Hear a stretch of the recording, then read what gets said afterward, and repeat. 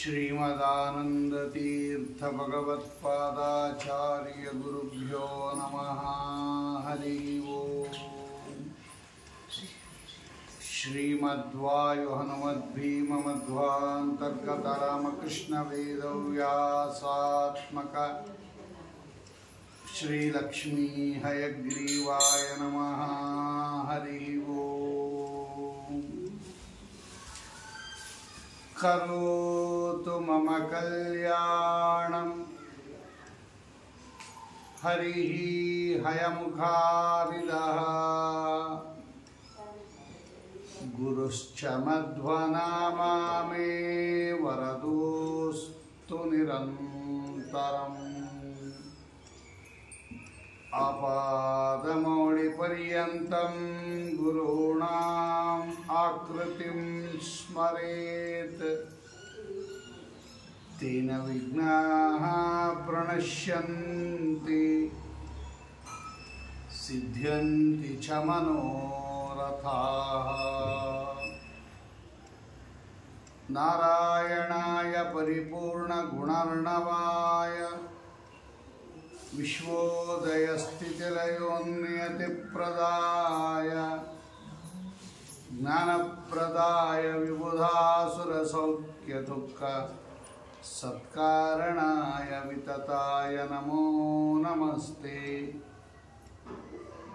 नारायणं सुरगुरुं जगदेकनाथं भक्तप्रियं सकललोकनमस्कृतं च त्रिगुण्यवर्जितमजं विभुमाद्यमीशं वन्दे भवघ्नममरासुरसिद्धवन्द्यं द्वैपायनोष्टपुटनिःसृतमप्रमेयं पुण्यं पवित्रमतपापहरं शिवं च यो भारतं समधिगच्छति वक्षमानं किं तस्य पुष्करजलैः अभिषेचनेन।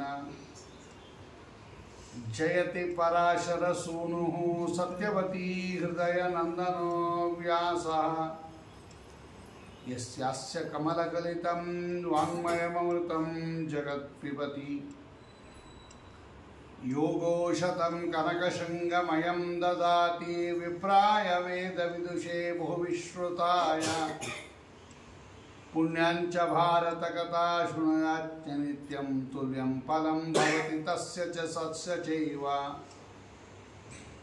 नारायणं नमस्कृत्य नरं चैव नरोत्तमं देवीं सरस्वतीं व्यासं ततो जयमुदीरयेत्।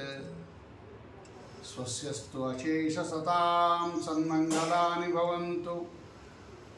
सम्यक् श्लोकैकश्रवणपठनमात्रेण वक्तुश्च श्रोतॄणां निखिलकलिकृत कल्मष अपनोदनपटुतरे धर्माद्यखिलपुरुषार्थप्रदे श्रीमन्महाभारतखिलभागे हरिवंशमहापुराणे अद्य कथा प्रारम्भे सति किञ्चित् पूर्वकथानुवादः। श्रीगुरुभ्यो नमः। हरिः ओम्।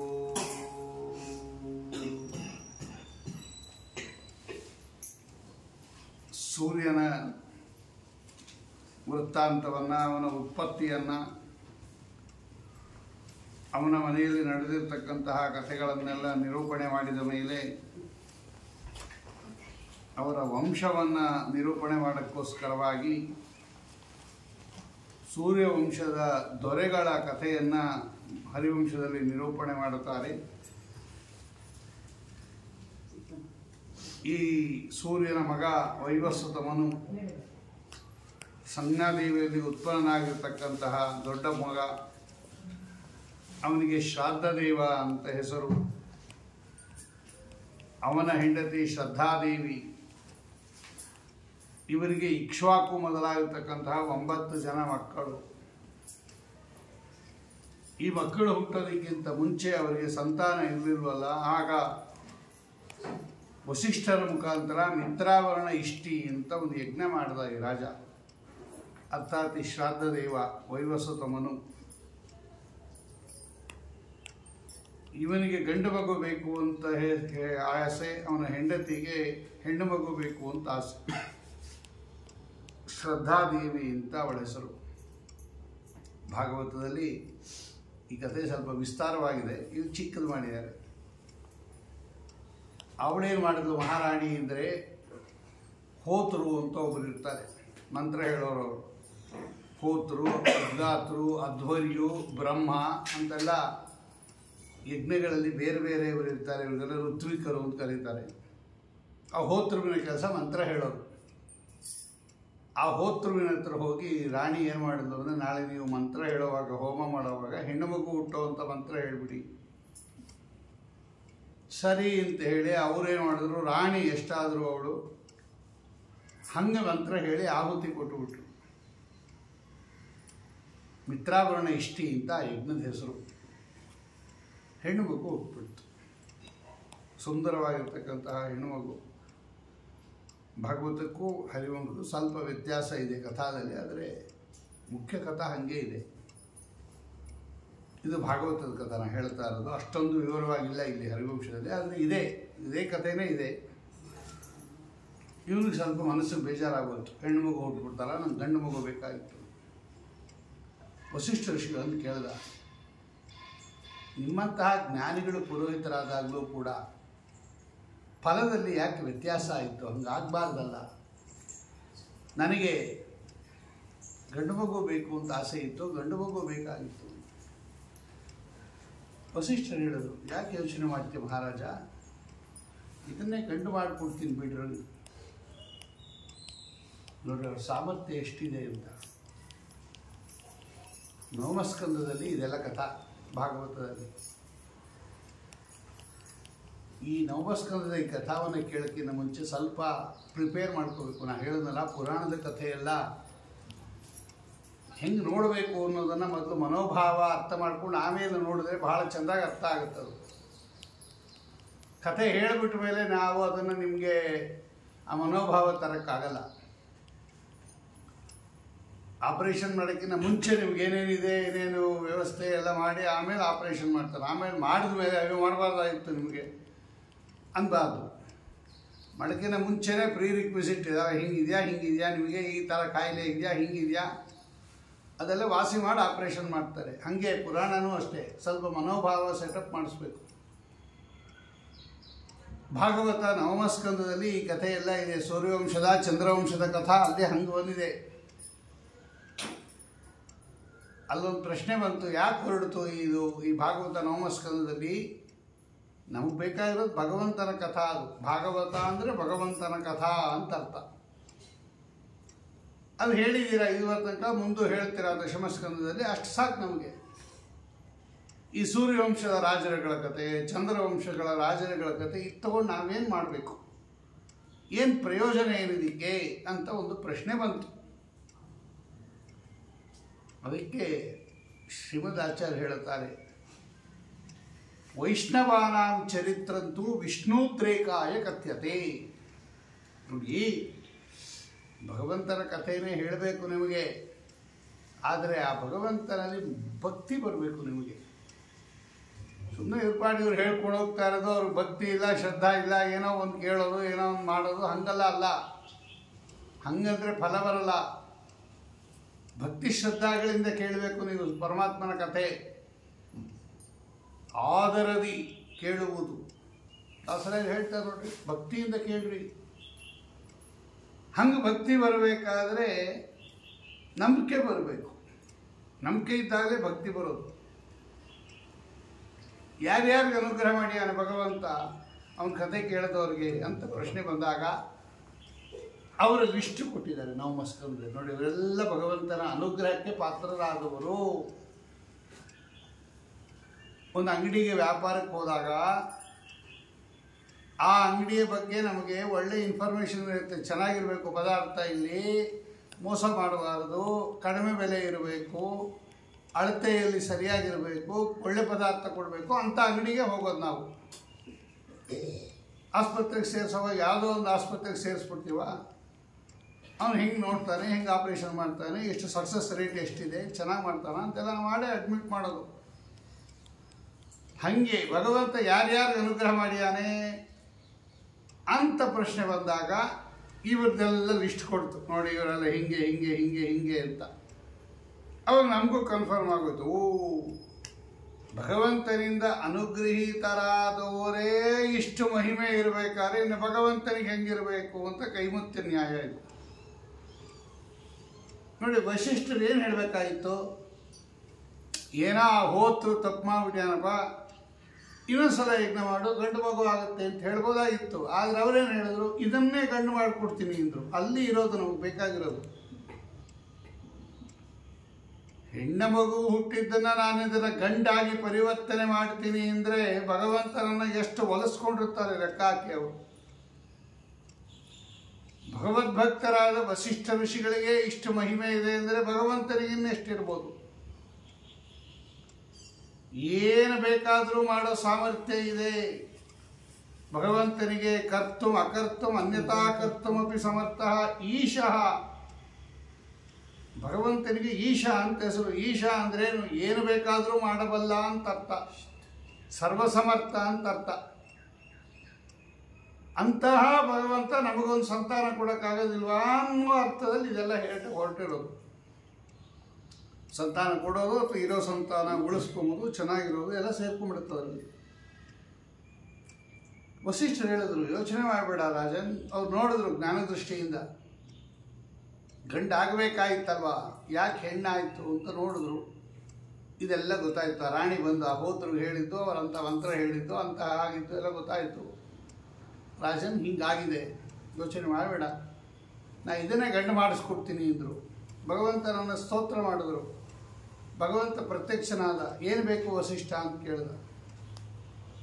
ವಸಿಷ್ಠ ಋಷಿಗಳು ಭಗವಂತನಿಗೆ ಮೊಮ್ಮಕ್ಕಳು, ಬ್ರಹ್ಮದೇವರ ಮಕ್ಕಳವರು. ಅಷ್ಟು ಭಕ್ತರು ಕೂಡ. ಬ್ರಹ್ಮ ಋಷಿಗಳು ಅವರೇನು ಸಾಮಾನ್ಯ ಅಲ್ಲ. ದಿಗ್ಬಲಂ ಕ್ಷತ್ರಿಯ ಬಲಂ ಬ್ರಹ್ಮ ತೇಜೋ ಬಲಂ ಬಲಂ. ಅವ್ರ ಕಥೆನೇ ರೋಮಾಂಚಕ ಕಥೆ ವಸಿಷ್ಠ ಋಷಿಗಳದು. ಮಹಾಭಾರತ ಇದು, ಅದು ವಾಲ್ಮೀಕಿ ರಾಮಾಯಣದಲ್ಲಿ ಪ್ರಾರಂಭದಲ್ಲಿದೆ ಇವ್ರ ಕಥೆಯೆಲ್ಲ. ಆಯಿತು ಅಂತ ಭಗವಂತ, ಏನು ಇವ್ರನ್ನ ಗಂಡು ಮಾಡಬೇಕಲ್ವ, ಮಾಡಿಕೊಡ್ತೀನಿ ಹೋಗು ಅಂತ. ವಸಿಷ್ಠ ಋಷಿಗಳ ಆ ಕೂಸನ್ನು ಗಂಡು ಮಾಡಿಬಿಟ್ರು. ಇಳ ಅಂತ ಮೊದಲು ಹೆಸರಿತ್ತು, ಆಮೇಲೆ ಸುದ್ಯುಮ್ನ ಅಂತ ಹೆಸರಾಯಿತು. ಸಂತೋಷ ಆಯ್ತೇನಪ್ಪ, ಇಟ್ಕೋ ನೋಡು ಗಂಡು ಕೂಸು. ನೋಡಿ, ಬ್ರಾಹ್ಮಣರಿಗೆ ಅಷ್ಟು ಶಕ್ತಿ ಇತ್ತು ಹಿಂದಿನ ಕಾಲದಲ್ಲಿ. ಅಷ್ಟು ಭಗವಂತನನ್ನು ಅಷ್ಟು ಒಲಿಸ್ಕೊಂಡಿದ್ರು, ಅಷ್ಟು ಯೋಗ ಸಾಮರ್ಥ್ಯ ಉಳ್ಳವರವರು. ಇವತ್ತು ನಮಗೆ ಒಂದು ತೆಂಗಿನಕಾಯಿ ಬದಲಾಯಿಸ್ಕೊಂಬರೋಕ್ಕಾಗಲ್ಲ ಒಂದು ಅಂಗಡೀಲಿ. ಮಗು ಬದಲಾಯಿಸೋದಿರಲಿ.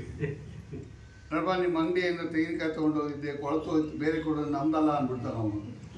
ನಮ್ಮ ಅಂಗಡಿಯಿಂದ ತೊಗೊಂಡೋಗಿದ್ದೆ, ಸೀಲಿದೆಯಾ ಅದ್ರ ಮೇಲೆ, ನಮ್ದಲ್ಲ ನೋಡ್ರಿ ಅಂದ್ಬಿಡ್ತಾನೆ. ಯಾವಾಗ ಈಗ ತಾನೇ ತೊಗೊಂಡು ಎಲ್ಲ ಹಂಗೆ ಹೇಳೋದು, ನಿಮ್ಮದು ಇದ್ದಿದ್ದು ಯಾವುದೋ ಹಳೆ ತಂದ್ಬಿಟ್ಟಿದ್ದೀರ ಅಂತಾರೆ. ಅವಾಗ ಬಿಡಪ್ಪ ಇನ್ನೊಂದು ತೊಗೊಂಬರ್ತೀವಿ, ನಮ್ದು ಇಷ್ಟೇ ಸಾಮರ್ಥ್ಯ. ಆ ಕಾಲಕ್ಕೆ ಹಿಂಗಾಗೋಗ್ಬಿಟ್ಟಿದೆ ಈಗ. ಸರಿ, 16 ವರ್ಷ ಆಯಿತು, ಚೆನ್ನಾಗಿ ಬೆಳೆದ, ಒಳ್ಳೆ ತರುಣನಾದ. ಬೇಟೆಗೆ ಹೋದ ಅವನು, ಅವನ ಮಂತ್ರಿಗಳು ಮಕ್ಕಳು ಎಲ್ಲ ಬೇಟೆಗೆ ಹೋದರು. ಹೀಗೆ ಹೋಗ್ತಾ ಹೋಗ್ತಾ ಹೋಗ್ತಾ ಸುಕುಮಾರ ವನ ಅಂತ ಒಂದು ವನ, ಇಳಾವೃತ ಖಂಡ ಅಂತಿದೆ, ಮಧ್ಯದಲ್ಲಿದೆ ಅದು ಇಳಾವೃತ ಖಂಡ. ಮೇರು ಪರ್ವತ ಇರೋ ಜಾಗ ಅದು ಇಳಾವೃತ ಖಂಡ. ಅಲ್ಲೊಂದು ಸುಕುಮಾರ ವನ ಅಂತ. ಆ ವನದೊಳಗೆ ಹೋಗ್ಬಿಟ್ರು ಎಲ್ಲರೂ. ಆ ವನದೊಳಗೆ ಹೋಗ್ತಿದ್ದಂಗೆ ಮತ್ತೆ ಎಲ್ಲರೂ ಹೆಂಗಸಾಗ್ಬಿಟ್ರು. ಎಲ್ಲರೂ ಹೆಂಗಸಾಗ್ಬಿಟ್ರು. ಅವನು, ಆ ಮಂತ್ರಿಗಳ ಮಕ್ಕಳು, ಕುದುರೆಗಳು ಕೂಡ ಹೆಣ್ಣು ಕುದುರೆ ಆಗೋಯ್ತು, ಗಂಡು ಕುದುರೆಗಳೆಲ್ಲ. ಇದೇನಿದು ಅಂತ ಅವ್ರಿಗೆ ತುಂಬ ಇದಾಯಿತು. ಆಗ ಯಾರು ಹೇಳಿದ್ರು, ನೀವು ಯಾಕೆ ಬಂದ್ರಿ ಇಲ್ಲಿ ರುದ್ರದೇವರ ಶಾಪ ಇದೆ, ಯಾರ್ಯಾರು ಗಂಡಸರು ಬರ್ತಾರೋ ಅವರೆಲ್ಲ ಹೆಂಗಸರಾಗ್ಬಿಡ್ಬೇಕು ಅಂತ. ಗೊತ್ತಿಲ್ಲ, ಹೊರಟೋದ್ರು. ಈಗ ಅವಳು ಎಲ್ಲಿ ಹೋಗ್ಬೇಕು? ಮನೆಯಿಂದ ಬರುವಾಗ ಗಂಡು, ಈಗ ಹೋಗುವಾಗ ಹೆಣ್ಣು. ಅಲ್ಲೇ ಓಡಾಡ್ತಾ ಇದ್ಲು ಕಾಡಲ್ಲಿ. ಬುಧ ನೋಡ್ದ, ಚಂದ್ರನ ಮಗ. ಅವನಲ್ಲ, ಅಂತರಿಕ್ಷದಿಂದ ನೋಡ್ದ, ಯಾರು ಇಷ್ಟು ಸುಂದರಿಯಾಗಿರ್ತಕ್ಕಂಥ ಹೆಣ್ಣು ಓಡಾಡ್ತಾ ಇದ್ದಾಳೆ ಅಂದ್ಬಿಟ್ಟು ಅವಳ ಹತ್ರ ಬಂದ. ನಾನು ಲಗ್ನ ಮಾಡ್ಕೋತೆ ಅಂತ ಕೇಳ್ದ. ಅವ್ರಿಗೆಲ್ಲ ಗಾಂಧರ್ವ ವಿವಾಹ, ಅವ್ರಿಗೆಲ್ಲ ಅಲೋಡೋದು. ನಾನು ಅದಕ್ಕೆ ಹೇಳಿದ್ದು, ದೇವತೆಗಳ ರೂಲ್ಸೇ ಬೇರೆ, ನಮ್ಮದು ಮನುಷ್ಯರ ರೂಲ್ಸೇ ಬೇರೆ. ಗಾಂಧರ್ವ ವಿವಾಹ ಅಂತ ಅವ್ರದ್ದು ಶಾಸ್ತ್ರಸಮ್ಮತ ಅದು. ನಾನು ಲಗ್ನ ಮಾಡ್ಕೋತೀಯ ಅಂದ್ಲು. ಹ್ಞೂ ಅಂದ್ಬಿಟ್ಲು. ಆ ಬುಧನನ್ನು ಲಗ್ನ ಮಾಡ್ಕೊಂಡ್ಬಿಟ್ಲು. ಅಲ್ಲೊಬ್ಬ ಮಗ ಬೇರೆ ಹುಟ್ಬಿಟ್ಟ, ಅವನೇ ಪುರೂರವ ಅಂತ. ಮಹಾರಾಜಸ್ವ ಅವನ ಕಥೆ ಇದೆ ಇಲ್ಲಿ ಹರಿವಂಶದಲ್ಲಿ. ವೇದದಲ್ಲಿ ಬಂದಿರೋ ಹೆಸರದು ಪುರೂರವ, ಸಾಮಾನ್ಯ ಅಲ್ಲ. ಆಯಿತು, ಆ ದೇವತೆಗಳೇನು ಅಂದರೆ ಇಲ್ಲಿ ಜಾಸ್ತಿ ದಿನ ಇರಲ್ಲ ಅವರು ಭೂಲೋಕದಲ್ಲಿ. ಬರ್ತಾರೆ, ಕೆಲಸ ಮುಗಿಸ್ಕೊಂಡು ಹೊಟ್ಟೋಗ್ತಾರೆ. ಅವ್ರು ಹಿಂಗೆ ಇಲ್ಲಿರೋ ಹಂಗಿಲ್ಲ, ಅವರು ಹೊಟ್ಟೋದ ಅವನು ಬುಧ. ಇವಳು ಮಗು ಬೇರೆ ಇದೆ, ಏನು ಮಾಡೋದು ಇವಾಗ? ಮನೆಗೆ ಹೋಗೋಣ ಅಂದರೆ ಬರೋವಾಗ ಗಂಡಸಾಗಿದ್ದ, ಈಗ ಒಂದು ಮಗು ಎತ್ಕೊಂಡು ಮನೆಗೆ ಹೋದರೆ ಏನು ಅವಮಾನ ಆಗೋಯ್ತು ಅವಳಿಗೆ. ಇವನಿಗೂ ಗೊತ್ತಾಯಿತು, ಈ ವೈವಸ್ವತಮನಿಗೂ ಗೊತ್ತಾಯಿತು, ನನ್ನ ಮಗ ತಿರ್ಗಾ ಮಗಳಾಗ್ಬಿಟ್ಟಿದ್ದಾನೆ. ಸುದ್ಯುಮ್ನ ಅಂತ ಅವನ ಹೆಸರು. ಆವಾಗ ಹೋಗಿ ಸುದ್ಯುಮ್ನ ಆಗ್ಬಿಟ್ಟಿದ್ದ. ಮತ್ತೆ ವಸಿಷ್ಠರ ಹತ್ರ ಹೋದ. ವಸಿಷ್ಠರೇ, ನೀವು ಬದಲಾವಣೆ ಮಾಡ್ಕೊಂಡಿದ್ರಿ ನೋಡಿ, ತಿರ್ಗಾ ಎಕ್ಸ್ಚೇಂಜ್ ಆಗೋಯ್ತದು, ತಿರ್ಗಾ ಗಂಡು ಮಾಡಿಕೊಡ್ತೀರಾ? ಮಾಡಿಕೊಡ್ತೀನಿ ಅಂದರು ಅವ್ರು. ನೋಡೋರು ಸಾಮರ್ಥ್ಯ ನೋಡ್ರಿ, ಮಾಡಿಕೊಡ್ತೀನಿ ಅಂದರು. ರುದ್ರದೇವರನ್ನ ಕುರಿತು ತಪಸ್ಸು ಮಾಡಿದ್ರು. ರುದ್ರ, ನಿನ್ನ ಶಾಪದಿಂದನೇ ಹಿಂಗಾಗಿರೋದು, ಸ್ವಲ್ಪ ಮಾಡಪ್ಪ, ನಮ್ಮ ಈ ಹೆಣ್ಣು ಮಗಳನ್ನು ಮತ್ತೆ ಗಂಡು ಮಾಡು. ರುದ್ರದೇವರು ಹೇಳಿದ್ರು, ನಾನೇ ಪಾರ್ವತಿಗೆ ವರ ಕೊಟ್ಟಿರೋದು, ಇಲ್ಲಿ ಯಾರು ಬರ್ತಾರೆ ಅವರೆಲ್ಲ ಹೆಂಗಸಾಗಬೇಕು ಅಂತ. ಅವಳು ಹೆಂಗಸಾಗೋದು, ನಾನು ಅದನ್ನು ತಿರ್ಗಾ ಗಂಡಸು ಮಾಡಿದ್ರೆ ಅದಕ್ಕೆ ವ್ಯಾಲ್ಯೂನೇ ಇರೋದು, ಅವಳು ಕೋಪ ಪಡ್ಕೊತಾಳೆ. ಆದರೆ ನಿಮ್ಮನ್ನು ಬಿಡೋಂಗಿಲ್ಲ, ಅವಳನ್ನೂ ಬಿಡೋಂಗಿಲ್ಲ. ಅದಕ್ಕೇನು ಮಾಸಂಸ ಭವಿತ ಸ್ತ್ರೀ, ಮಾಸಂಸ ಪುರುಷ. 1 ತಿಂಗಳು ಹೆಣ್ಣು, 1 ತಿಂಗಳು ಗಂಡು, 1 ತಿಂಗಳು ಗಂಡು, 1 ತಿಂಗಳು ಹೆಣ್ಣು, ಹಿಂಗೆ ಮಾಡ್ಕೊಳ್ಬೋದೇ ಹೊರತು ಪರ್ಮನೆಂಟಾಗಿ ಮಾಡೋಕ್ಕಾಗಲ್ಲ ಈ ಸಲ ಅಂದ್ಬಿಟ್ಟು. ಇಷ್ಟೇ ಮಾಡೋಕ್ಕಾಗೋದು, ಇದರ ಮೇಲೆ ಏನೂ ಮಾಡೋಕ್ಕಾಗಲ್ಲ, ಬೇಕಾದ್ರೆ ಒಪ್ಕೋ ಅಂದರು. ಆಯ್ತು, ಅಷ್ಟಾನೇ ಆಗಲಿ ಬಿಡು ಅಂದು. ನೋಡಿ, ಅವಳು ಚೈತ್ರ ಮಾಸದಲ್ಲಿ ಗಂಡು, ವೈಶಾಖ ಮಾಸದಲ್ಲಿ ಹೆಣ್ಣು, ನೀವು ಜ್ಯೇಷ್ಠ ಮಾಸ ತಿರ್ಗಾ ಗಂಡು, ಆಷಾಢ ಮಾಸದಲ್ಲಿ ಹೆಣ್ಣು. ಗಂಟಾಗಿದ್ದಾಗ ಅಲಂಕಾರ ಪಂಕ್ತಿಗೆ ಹೋಗೋದು, ಹೆಣ್ಣಾಗಿದ್ದಾಗ ಅರ್ಶನ ಕುಂಕುಮಕ್ಕೆ ಹೋಗೋದು, ಎರಡೂ ಕೈಯಲ್ಲಿ. 1 ತಿಂಗಳು ಎಲ್ಲಿ ಹೋಗ್ತಾನೆ ಅಂತಾನೆ ಗೊತ್ತಿರಲಿಲ್ಲ ಅವರು. ಚೈತ್ರ ಮಾಸದಲ್ಲಿ ಗಂಡಾಗಿರೋನು, ಒಳ್ಳೆ ಪೋಷಾಕ ಹಾಕ್ಕೊಂಡು ರಾಜಕುಮಾರನಂತೆ ಎಲ್ಲ ಕಡೆ ಓಡಾಡ್ಕೊಂಡಿರೋನು. ವೈಶಾಖ ಮಾಸದಲ್ಲಿ ಹೆಣ್ಣಾಗ್ಬಿಡೋನಲ್ವ, ಅಡುಗೆ ಮನೆಗೆ ಹೊಟ್ಟೋಗೋನು ಇವನು.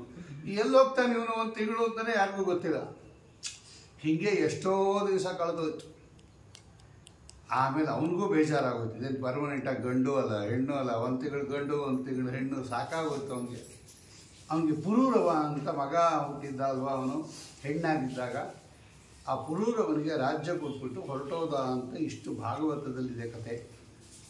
ಇಲ್ಲಿ ಸ್ವಲ್ಪ ಬೇರೆಯಾಗಿದೆ ಅಷ್ಟೇ. ಹರಿವಂಶದಲ್ಲಿ ಅವಳು ಉತ್ಪನ್ನ ಆಗುವಾಗಲೇ ದೊಡ್ಡ ಹೆಣ್ಣು ಮಗಳಾಗಿ ಸುಂದರಿಯಾಗಿ ಉತ್ಪನ್ನಳಾಗ್ತಾಳೆ.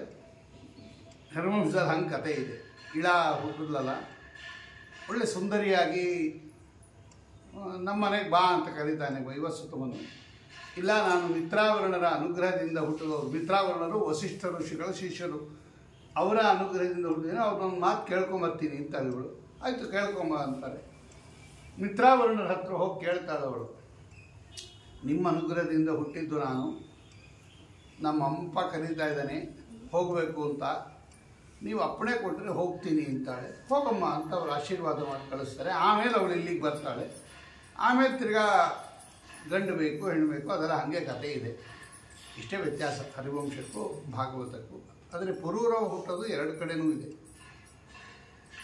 ಏನಿದು ಅಂದರೆ, ಈ ಪುರೂರವ ಇವನಲ್ಲ, ಇವನು ಚಂದ್ರವಂಶದ ಮೂಲ ಪುರುಷ.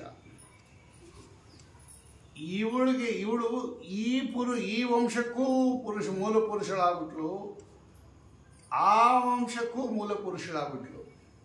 ಪುರೂರವ ಅವನಿಂದ ಚಂದ್ರವಂಶ ಹೊರಡ್ತು. ಇವನು ಸುದ್ಯುಮ್ನ ಆಗಿದ್ದಾಗ, ವೈವಸ್ವತ ಮನು ಮಗ ಸುದ್ಯುಮ್ನ ಆಗಿದ್ದಾಗ ಇವನು ಗಂಡು ಮಗು ಪಡೆದ. ಈ ವಂಶಕ್ಕೂ ಆದ, ಆ ವಂಶಕ್ಕೂ ಆದ. ಆದಾಗ ಆ ವಂಶಕ್ಕೆ ಮೂಲ ಪುರುಷಳಾದನು. ಸುದ್ಯುಮ್ನ ಆದಾಗ ಈ ಸೂರ್ಯವಂಶಕ್ಕೆ ಮೂಲ ಪುರುಷ ಆದನು. 2 ವಂಶಕ್ಕೂ ಮೂಲ ಪುರುಷ ಇವನು. ಗಂಡಾಗಿದ್ದಾಗ ಒಂದಕ್ಕೆ, ಹೆಣ್ಣಾಗಿದ್ದಾಗ ಒಂದಕ್ಕೆ. ಅಂತಹ ಮಹಾಮಹಿಮ ಇವನು.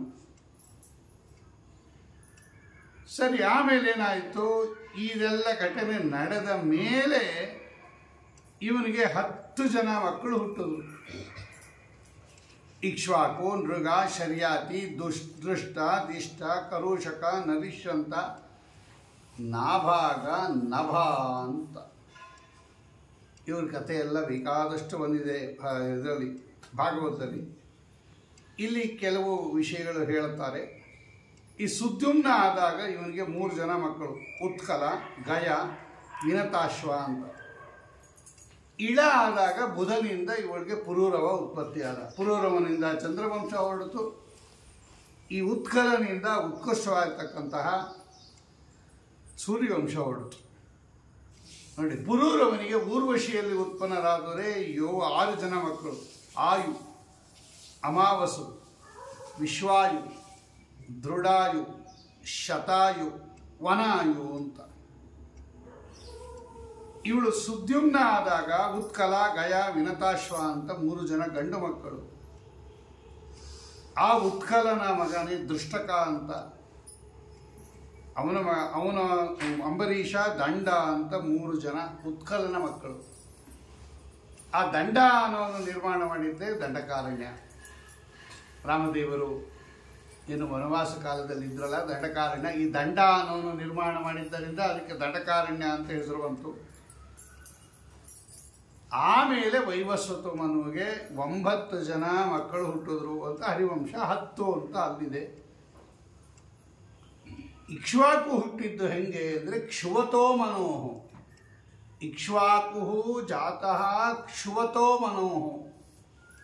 ಈ ವೈವಸ್ವತ ಮನು ಒಂದ್ಸಲ ಆಕ್ಷಿ ಅಂತ ಸೀಂದಾಗ ಅಲ್ಲಿಂದ ಹುಟ್ಟಿದೋ ನೀವು. ಇಕ್ಷ್ವಾಕು ತಾಯಿಯ ಗರ್ಭದಿಂದ ಬಂದವನಲ್ಲ ಇವನು, ಮಹಾನುಭಾವ. ಒಂದ್ಸಲ ನಾಕ್ಷಿಯಿಂದ ಅವನು ವೈವಸ್ವತ ಮನು, ಅವನ ಮೂಗಿನಿಂದ ಉತ್ಪನ್ನನಾದವನು ಇವನು ಇಕ್ಷ್ವಾಕು. ಇವನಿಗೆ 100 ಜನ ಮಕ್ಕಳು. ಇಕ್ಷ್ವಾಕುಗೆ ವಿಕುಕ್ಷಿ, ನಿಮಿ, ದಂಡಕ ಮೊದಲಾಗಿರ್ತಕ್ಕಂಥವರು. ಅವನಿಗೆ ವಿಕುಕ್ಷಿ ಅಂತ ಈ ಇಕ್ಷ್ವಾಕುವಿನ ಮಗ. ಅವನಿಗೆ ವಿಕುಕ್ಷಿ ಅಂತ ಯಾಕೆ ಕರೀತಾರೆ ಅಂದರೆ, ಕುಕ್ಷಿ ಅಂದರೆ ಹೊಟ್ಟೆ. ಕುಕ್ಷಿಯೊಳಿರಳು ಲೋಕವ ಅಂತಾರೆ ದಾಸರರು. ಈ ಉದರ ಭಾಗಕ್ಕೆ ಕುಕ್ಷಿ ಅಂತ ಕರೀತಾರೆ. ಇವನಿಗೆ ದೊಡ್ಡ ಹೊಟ್ಟೆ ಇತ್ತು. ವಿಪುಲ ಕುಕ್ಷಿ, ವಿಕುಕ್ಷಿ, ದೊಡ್ಡದಾದ ಹೊಟ್ಟೆ ಉಳ್ಳವನು. ಆದ್ದರಿಂದ ಅದನ್ನು ವಿಕುಕ್ಷಿ ಅಂತ ಮಾಡಿಕೊಂಡ. ವಿಪುಲ ಕುಕ್ಷಿ ಅಂತ ಅವನ ಹೆಸರು. ಮಹಾಧಾರ್ಮಿಕ ಅವನು. ಅವರ ವಂಶದಲ್ಲಿ ಬಂದಿರತಕ್ಕಂಥವನಿಗೆ ಶಶಾದ ಅಂತ. ಶಶ ಅಂದರೆ ಮೊಲ. ಆ ಮೊಲದ ಮಾಂಸವನ್ನು ತಿಂದಿದ್ದರಿಂದ ಅವನಿಗೆ ಶಶಾದ ಅಂತ ಹೆಸರು ಬಂತು. ಅವನ ವಂಶದಲ್ಲೇ ಕಕುಸ್ತ ಅಂತ ಒಬ್ಬ ಬರ್ತಾನೆ. ಇಂದ್ರದ ಎತ್ತಿನ ಮೇಲೆ ಕೂತ್ಕೊಂಡು ಇಂದ್ರದೇವರು ಕೊಟ್ಟಿರ್ತಕ್ಕಂಥ ಎತ್ತಿನ ರೂಪದ ಇಂದ್ರದೇವರ ಮೇಲೆ ಕೂತ್ಕೊಂಡು ಯುದ್ಧ ಮಾಡ್ದವನು. ಇಂದ್ರದೇವರು ಇವನು ಯುದ್ಧಕ್ಕೆ ಕರೆದ್ರು, ಬಾ ನಮ್ಮ ಜೊತೆ ಶತ್ರುಗಳ ಜೊತೆ ಯುದ್ಧ ಆಡಬೇಕು ಅಂತ. ಇವನೊಂದು ಕಂಡೀಷನ್ ಆಗ್ದವನು, ನೀವು ಎತ್ತಿನ ರೂಪ ತಗೊಂಡು ನೀವು ಬರಬೇಕು ನನಗೆ ವಾಹನ ಆಗಿ, ನಿಮ್ಮ ಮೇಲೆ ಕೂತ್ಕೊಂಡು ನಾನು ಯುದ್ಧ ಮಾಡ್ತೀನಿ ಅಂದರು. ನೋಡಿ, ಇಂದ್ರದೇವರು ಆವಾಗಲೇ ಎತ್ತಿನ ರೂಪ ತಗೊಂಡಿದ್ದಾರೆ ಮೂಲ ರೂಪದಲ್ಲಿ. ಅವರೇ ಟೀಕಾಕೃತರಾದಾಗ ಎತ್ತಿನ ರೂಪದಲ್ಲಿದ್ದರು ಅಂತ 2 ಟ್ಯಾಲಿ ಅದು. ಮೂಲ ರೂಪದಲ್ಲೇ ಇಂದ್ರದೇವರು ಕಕುಸ್ಥ ಅಂತಲೇ ಹೆಸರು ಅವನಿಗೆ. ಈ ಮೇಲ್ಗಡೆ ಭಾಗಕ್ಕೆ ಕಕು ಅಂತ ಕರೀತಾರೆ. ಕಕುದ್ಮಂತಂ ವೃಷಂ ಶ್ವೇತಂ ನೌಮಿ ಶಂಕರ ವಾಹನಂ. ಈ ಎತ್ತಿನ ಮೇಲೆ ಹೀಗೆ ಡುಬ್ಬ ಇರುತ್ತೆ ಒಂದು, ಅದಕ್ಕೆ ಕಕು ಅಂತ ಕರೀತಾರೆ. ಅಲ್ಲಿ ಕೂತ್ಕೊಂಡು ಇವನು ಯುದ್ಧ ಮಾಡಿದ ದೈತ್ಯರ ಜೊತೆ. ಇಂದ್ರದೇವರು ಒಪ್ಕೊಂಡ್ರು. ಎತ್ತಿನ ರೂಪ ತಗೊಂಡು ಇವನನ್ನು ಬೆನ್ನ ಮೇಲೆ ಕೂಡಿಸ್ಕೊಂಡು ಯುದ್ಧ ಮಾಡಿದ್ದಾರೆ ಅಂತ ಇವನಿಗೆ ಕಕುಸ್ಥ ಅಂತ ಕರೀತಾರೆ. ಅವರ ವಂಶ. ಅವನ ಮಗನೇ ಅನೇನನ ಮಗನೇ ಪೃಥುವಿನ ಮಗ ಅರ್ಥನ ಮಗ ಯುವನಾಶ್ವ. ಅವನ ಮಗ ಶ್ರಾವಸ್ತಿ ಅಂತಕ್ಕಂಥವನು. ಇನ್ನು ನರಿಷಂತ ಅಂತ ಒಬ್ಬ ಮಗ, ಅವನ ಮಗ ಶಕ, ಅವನ ಮಗ ದಮ. ನಾಭಾಗ ಅಂತ ಇನ್ನೊಬ್ಬ ಮಗ, ಅವನ ಮಗನೇ ಅಂಬರೀಷ. ಇವರೆಲ್ಲ ವೈವಸ್ವತ ಮನುವಿನ ಮಕ್ಕಳು. 9 ಜನ ಮಕ್ಕಳು. ನರಿಷಂತ, ನಾಭಾಗ, ದೃಷ್ಟ, ದಿಷ್ಟ, ಕರುಷಕ, ನಾಭಾಗರಿಷ್ಟ, ಪ್ರಾಂಶು, ಶರ್ಯಾತಿ. ಇವರೆಲ್ಲ ಕರುಷ ಅನ್ನೋರಿಂದ ಕಾಲುಷಕರು ಅಂತ 1000 ಜನ ಕ್ಷತ್ರಿಯರು ಉತ್ಪನ್ನರಾದರು. ಈ ಸ್ವಲ್ಪ ಜಾಸ್ತಿ ಹೇಳ್ತಾರೆ, ಹರಿವಂಶ ಅಲ್ವಾ, ಅದಕ್ಕೆ ಅವ್ರ ಮಕ್ಕಳು ಮೊಮ್ಮಕ್ಕಳು ಎಲ್ಲ ಜಾಸ್ತಿ ಹೇಳ್ತಾರೆ ಹರಿವಂಶದಲ್ಲಿ. ಅಲ್ಲೆಲ್ಲ ಚಿಕ್ಕದಾಗಿ ಹೇಳ್ತಾರೆ ಭಾಗವತದಲ್ಲಿ. ನಾಭಾಗಾರಿಷ್ಟ ಅಂತ ಅವರಿಂದ ಅನೇಕ ಜನ ಉತ್ಪನ್ನರಾದರು. ಪ್ರಾಂಶು ಅಂತ ಉತ್ಪನ್ನರಾದ. ಆಮೇಲೆ ಶರ್ಯಾತಿ. ಆ ಶರ್ಯಾತಿಗೆ ಆನರ್ಥ ಅಂತ ಒಬ್ಬ ಗಂಡು ಮಗ, ಸುಕನ್ಯಾ ಅಂತ ಹೆಣ್ಣು ಮಗಳು. ಆ ಸುಕನ್ಯಾವನ್ನು ಚವನ ಋಷಿಗಳಿಗೆ ಕೊಟ್ಟು ಲಗ್ನ ಮಾಡಿದ್ರು. ಅವ್ರದ್ದೊಂದು ಕಥೆ ಇದೆ, ಅದು ಭಾಗವತದಲ್ಲಿ ಜಾಸ್ತಿ ಇದೆ, ಇದು ಸ್ವಲ್ಪ ಕಡಿಮೆ ಇದೆ. ಆಮೇಲೆ ಆನರ್ತನ ಮಗ ರೇವ ಅಂತ. ಆ ರೇವನ ಒಂದು 100 ಜನ ಮಕ್ಕಳು. ಅವನ ಮಗಳೇ ರೇವತಿ ದೇವಿ. ಈ ಆನರ್ಥ ಅಂತಕ್ಕಂಥವನು ಕುಶಸ್ಥಲಿ ಅಂತ, ಇವತ್ತೇನು ದ್ವಾರಕಾಪಟ್ಟಣ ಇದೆಯಲ್ಲ ಅದಕ್ಕೆ ಕುಶಸ್ಥಲಿ ಅಂತ ಹೆಸರು. ದರ್ಬೆ ಹಾಕಿ ಎಲ್ಲ ಕಡೆ ದರ್ಬೆ ಬೆಳೀತಾ ಇತ್ತು, ಅದಕ್ಕೆ ಕುಶಸ್ಥಲ ಅಂತ ಕರೀತಾರೆ. ವಾದಿರಾಜರು ತೀರ್ಥ ಪ್ರಬಂಧದಲ್ಲಿ ಅದೇ ಹೆಸರೇ ಪ್ರಯೋಗ ಮಾಡ್ಯಾರ. ಅದಕ್ಕೆ ಕುಶಸ್ಥಲಿ ಅಂತ ಇನ್ನೊಂದು ಹೆಸರು. ಆಮೇಲೆ ಬಂದದ್ದು ಅದಕ್ಕೆ ದ್ವಾರಕಾ ಅಂತ. ಆ ಕುಶಸ್ಥಲಿ ಅನ್ನತಕ್ಕಂಥ ಒಬ್ಬ ದೈತ್ಯ ಬೇರೆ ಇದ್ದ, ಸಂಹಾರ ಮಾಡಿದ್ದರಿಂದ ಕುಶಸ್ಥಲಿ ಅಂತ ಹೆಸರು. ಒಟ್ಟಿನಲ್ಲಿ ದ್ವಾರಕಾಪಟ್ಟಣವನ್ನು ನಿರ್ಮಾಣ ಮಾಡಿರ್ತಕ್ಕಂಥ ಕುಶಸ್ಥಲಿಯನ್ನು ನಿರ್ಮಾಣ ಮಾಡಿದವನು ಅವನು. ಕುಶಸ್ಥಲ ಅನರ್ಥ ದೇಶ. ಅವರ ವಂಶದಲ್ಲಿ ಬಂದಿರತಕ್ಕಂಥವನೇ ಇವನು ರೇವ. ಅವನ ಮಗಳೇ ರೇವತಿ, ರೈವತ ಅಂತ ಕೊಕೊದ್ಮಿ ಅಂತ ಕರೀತಾರೆ. ಅವನ ಮಗಳೇ ರೇವತಿ. ಬಲರಾಮ ದೇವರಿಗೆ ಕೊಟ್ಟು ಲಗ್ನ ಮಾಡಿರ್ತಕ್ಕಂಥವನು. ಅದೆಲ್ಲ ಕಥೆ ನಿಮಗೆ ಗೊತ್ತು, ಭಾಗವತದಲ್ಲಿದೆ. ಅವನು ಎಷ್ಟು ಜನ ಬಂದರೂ ಇವನು ಯಾಕೋ ಸರಿ ಹೋಗಲಿಲ್ಲ. ಮಗಳನ್ನು ಯಾರು ಕೊಡಬೇಕು ರೇವತಿಯನ್ನು ಅಂತ. ಎಷ್ಟೋ ಜನ ಪಾಪ ಕೈ ಹಿಡಿಯಕ್ಕೆ ಬಂದರೂ ಇವನಿಗೆ ಕೊಡೋಕ್ಕೆ ಇಷ್ಟ ಇಲ್ಲ. ಬ್ರಹ್ಮದೇವನ್ನ ಕೇಳ್ಕೊಂಬಂದ್ಬಿಡ್ತೀನಿ ಇಂದ ಇವನು. ಯಾರು ಸೃಷ್ಟಿ ಮಾಡಿದ್ಯಾ ನನಗೆ ನನ್ನ ಮಗಳಿಗೆ ಗಂಡನನ್ನು ಅಂತ ಅವಳನ್ನು ಕರ್ಕೊಂಡು ಬ್ರಹ್ಮಲೋಕಕ್ಕೆ ಹೋದ ಇವನು. ಎಷ್ಟು ಸಾಮರ್ಥ್ಯ ಇತ್ತು ನೋಡ್ರಿ ಅವರಿಗೆ. ಅದನ್ನು ಗಮನಿಸ್ತಾ ಇದ್ವಿ. ಇಲ್ಲೆಲ್ಲ ಹೆಂಗೆ ಅಂದರೆ ಅವರೆಲ್ಲ ಏನು ಕಾರ್ಯವನ್ನು ಮಾಡ್ತಾರೆ ಅನ್ನೋದರ ಮೇಲೆ ಅವರ ಮಹಿಮೆ ಏನು ಅಂತ ತಿಳ್ಕೋಬೇಕು. ಈ ಮಹಿಮೆ ಭಗವಂತನ ಅನುಗ್ರಹದಿಂದ ಬಂದದ್ದು ಅಂತ ಭಗವಂತನಲ್ಲಿ ಭಕ್ತಿ ಮಾಡಬೇಕು. ಪುರಾಣ ಕೇಳೋದು ಹೀಗೆ. ಇವರ ಕಥೆಯನ್ನು ಹೇಳೋದ್ರಲ್ಲಿ ತಾತ್ಪರ್ಯ ಅಲ್ಲ ಪುರಾಣಕ್ಕೆ, ಭಗವಂತನ ಮಹಿಮೆಯನ್ನು ಹೇಳೋದ್ರಲ್ಲೇ ತಾತ್ಪರ್ಯ. ವೇದೇ ರಾಮಾಯಣೇ ಚೈವ ಪುರಾಣೇ ಭಾರತೆ ತಥಾ ಆದಾವಂತೆ ಚ ಮಧ್ಯೆ ಚ ವಿಷ್ಣು ಸರ್ವತ್ರ ಗೀಯತೆ. ಎಲ್ಲ ಕಡೆ ಭಗವಂತನ ಮಹಿಮೆನೇ ಹೇಳಿರೋದು. ಇವರ ಕಥೆ ಯಾಕೆ ಹೇಳ್ತು ಅಂದರೆ ಇವರ ಕಥೆಯನ್ನು ಕೇಳಿ ವಿಷ್ಣುವಿನ ಕಥೆಯನ್ನು, ವಿಷ್ಣುವಿನ ಮಹಿಮೆಯನ್ನು ತಿಳ್ಕೊಳ್ರಿ ಅಂತ. ಬಹುಚಿತ್ರ ಜಗತ್ ಬಹುದಾಕರಣಾತ್ ಪರಶಕ್ತಿರ ಅನಂತ ಗುಣ ಪರಮಃ ಇದ್ದಂಗೆ. ಒಂದು ಪದಾರ್ಥ ನೋಡ್ರಿ, ಲೋಕದಲ್ಲಿ ಹೀಗೆ ಬಾಳ್ಬೇಕಂತೆ. ಟೀಕಾಕೃತ್ಪಾದರು ಹೇಳ್ತಾರೆ ವಿಷ್ಣು ತತ್ವ ನಿರ್ಣಯದಲ್ಲಿ. ಪದಾರ್ಥ ನೋಡಿದಾಗ ಅಲ್ಲೇ ಎಂಟು ಮಾಡಿಬಿಡಬೇಡಿ. ನಮಗೂ ಬೇರೆಯವ್ರಿಗೂ ಇರೋ ವ್ಯತ್ಯಾಸ ಇದು. ಈಗ ಒಂದು ಪದಾರ್ಥ ನೋಡ್ತೀವಿ, ಇದನ್ನು ಹಣ್ಣು ನೋಡ್ತೀವಿ. ಏನಿದು ದ್ರಾಕ್ಷಿ ಹಣ್ಣು ಅಂತೀವಿ, ಬಾಯಿಗೆ ಹಾಕ್ಕೊಂಡ್ಬಿಡ್ತೀವಿ. ಚೆನ್ನಾಗಿದೆ ಅಂತೀವಿ, ಇಷ್ಟು ಮಾಡ್ಬೋದಲ್ವಾ? ಹಂಗಲ್ಲ. ಇದನ್ನು ನಿರ್ಮಾಣ ಮಾಡಿರ್ತಕ್ಕಂಥವ್ರು ಯಾರು? ಆ ಗಿಡದಲ್ಲಿ ಈ ಹಣ್ಣು ಬಿಟ್ಟಿದ್ದು ಹೆಂಗೆ, ಇದರಲ್ಲಿ ಸಿಹಿ ಬಂದಿದ್ದು ಹೆಂಗೆ, ಇಂತಹ ಕೋಟಿ ಕೋಟಿ ಹಣ್ಣುಗಳನ್ನು ನಿರ್ಮಾಣ ಮಾಡಿ ಅನ್ನಲ್ಲ, ಯಾರು ನಿರ್ಮಾಣ ಮಾಡಿದ್ದು? ಆ ಅರೇಂಜ್ ಮಾಡಿರ್ತ ನೋಡಿ ದ್ರಾಕ್ಷಿ ಗೊಂಚಲು, ಹಂಗೆ ಯಾರು ಮಾಡಿದ್ದದು? ಇದರಲ್ಲಿ ರಸ ಇಟ್ಟವನು ಯಾರು, ಸಾರ ಇಟ್ಟವನು ಯಾರು, ಅದರಲ್ಲಿ ಯಾವ ರೂಪದಿಂದ ಭಗವಂತ ಇದ್ದಾನೆ, ಇದೆಲ್ಲ ಚಿಂತನೆ ಮಾಡ್ತಾರಂತೆ ಜ್ಞಾನಿಗಳು. ನೋಡಿ, ನಮಗೂ ಅವ್ರಿಗೂ ಇಷ್ಟೇ ವ್ಯತ್ಯಾಸ. ನಾವು ಚೆನ್ನಾಗಿದ್ದೇವೆ ಅಂತೀವಿ, ಬಾಯಿಗೆ ಹಾಕ್ಕೊಂಡ್ಬಿಡ್ತೀವಿ. ಅಲ್ಲೇ ಟೇಸ್ಟ್ ನೋಡೇ ತರೋದು ನಾವು. ಅವನು ಕೊಡ್ತಾನೆ, ನೋಡ್ರಿ ಬೇಕಾದ್ರೆ ತಿಂದುಬಿಟ್ಟೆ ತೊಗೊಂಬರೋದು. ಫಾಸ್ಟ್ ತಿನ್ನೋದೇ ನಮ್ಮ ಕೆಲಸ. ಚಿಂತನೆ ಇರಲಿ. ಸದ್ಯ ದೇವ ನೈವೇದ್ಯ ಮಾಡಿ ತಿಂದರೆ ಅದೇ ದೊಡ್ಡ ವಿಷಯ. ಅಲ್ಲಿ ತಿಂದುಬಿಟ್ಟು ಆಮೇಲೆ ತೊಗೊಂಬರ್ತೀವಿ ನಾವು. ಹಂಗಲ್ಲ. ಅದಕ್ಕೆ ಅವರು ಕಂಡಲ್ಲಿ ವಿಶ್ವರೂಪ ಕಂಬರು. ಕಂಡಲ್ಲಿ ಅಂದರೆ ಪ್ರತಿಯೊಂದು ಪದಾರ್ಥದಲ್ಲೂ ಭಗವಂತನನ್ನು ನೋಡೋಕ್ಕಾಗದೇ ಇದ್ರೂ ಅವನ ಮಹಿಮೆಯನ್ನು ತಿಳ್ಕೋಬೇಕು ನಾವು. ಈಗ ಸೂರ್ಯಕಾಂತಿ ಹೂವು ನೋಡ್ತೀರ, ಎಷ್ಟು ಅಗಲ ಬೆಳೆದಿರುತ್ತೆ. ದಾಳಿಂಬೆ ನೋಡ್ತೀರ, ದಾಳಿಂಬೆ ಒಳಗೆ ಹೆಂಗೆ ಜೋಡಿಸಿಟ್ಟಿರ್ತಾರೆ ನೋಡ್ರಿ ಆ ಬೀಜ. ಒಂದು ಸಲ ನೀವು ದಾಳಿಂಬೆ ಕೊಯ್ದುಬಿಟ್ಟು ಬೀಜ ಎಲ್ಲ ಬಿಡಿಸ್ಬಿಟ್ಟು ಹಾಗೆ ಜೋಡಿಸಿಡ್ಬೇಕು. ತಿರ್ಗಾ ಮೊದಲು ಹೆಂಗಿತ್ತೋ ಹಂಗೆ. ಖಂಡಿತ ಆಗಲ್ಲ.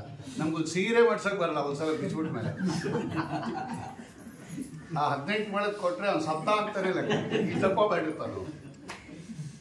ಒಂದು ಸಲ ನೀವು ದೊಡ್ಡದಾಗ 18 ಮೊಳ ಸೀರೆ ಬಿಚ್ಚಿಬಿಟ್ಟು ಹಂಗೆ ಜೋಡಿಸಿಟ್ಬಿಡ್ರಿ ಸಾಕು, ನಿಮ್ಗೆ ನೊಬೆಲ್ ಪ್ರೈಸ್ ಕೊಡಿಸ್ಬಿಟ್ಟು. ಬಿಡ್ಸೋಕ್ಕಾಗಲ್ಲ ನಮಗೆ. ಅಂಥದ್ರಲ್ಲಿ ಆ ದಾಳಿಂಬೆ ಹಾಗೆ ಸೇರಿಸ್ತೀವ ನಾವು ಒಳಗಡೆ. ತಿರ್ಗಾ ನೋಡಿ ಎಷ್ಟು ದಾಳಿಂಬ್ರೆ ಇದೆ ಜಗತ್ತಿನಲ್ಲಿ, ಎಷ್ಟು ಗಿಡ ಇದೆ, ಎಲ್ಲದರಲ್ಲೂ ಹಾಗೇ ಜೋಡಿಸಿಟ್ಟಿರ್ತಾನೆ ಭಗವಂತ. ಯಾರು ಜೋಡಿಸಿರೋದು? ಹಾಗೆ ಆಗ್ಬಿಡ್ತಾ, ಆಟೋಮೆಟಿಕ್ಕಾಗಿ ಆಗ್ಬಿಡ್ತಾ? ನೇಚರ್ ಅಂತ. ಹಂಗಾಗಲ್ಲ. ನೇಚರ್ ಅಲ್ಲ, ನೇಚರ್ ಜಡ ಪದಾರ್ಥ. ನಮ್ಮ ಸಿದ್ಧಾಂತ ಒಪ್ಪಿಲ್ಲ ಅದನ್ನೇ ಆಚಾರ್ಯರು ಬಹುಚಿತ್ರ ಜಗತ್ ಬಹುದಾಕರಣ ಪರಶಕ್ತಿರನಂತ ಗುಣಪರಮಃ. ಜಗತ್ತನ್ನು ನೋಡು, ಜಗದೀಶನನ್ನು ತಿಳ್ಕೊ ಅಂತಾರೆ ಆಚಾರ್ಯ. ನೀನು ಭಗವಂತನ ನೋಡಲೇಬೇಡ, ಯಾವ ನಿರ್ಮಾಣ ಮಾಡಿರೋ ಜಗತ್ತನ್ನು ನೋಡು. ಕಪ್ಪೆ ಚಿಪ್ಪಿನ ಒಳಗೆ ಮುತ್ತು ಸೃಷ್ಟಿ ಮಾಡ್ತಾನೆ ಭಗವಂತ. ಒಂದು ಮಳೆ ನೀರು, ಸ್ವಾತಿ ನಕ್ಷತ್ರದ ಮಳೆಯ ನೀರು ಕಪ್ಪೆ ಚಿಪ್ಪಿನಲ್ಲಿ ಹೋದಾಗ ಅದು ಮುತ್ತಾಗಿಬಿಡುತ್ತೆ. ಅದು ಯಾರು ನಿರ್ಮಾಣ ಮಾಡ್ತಾರೆ? ಅದು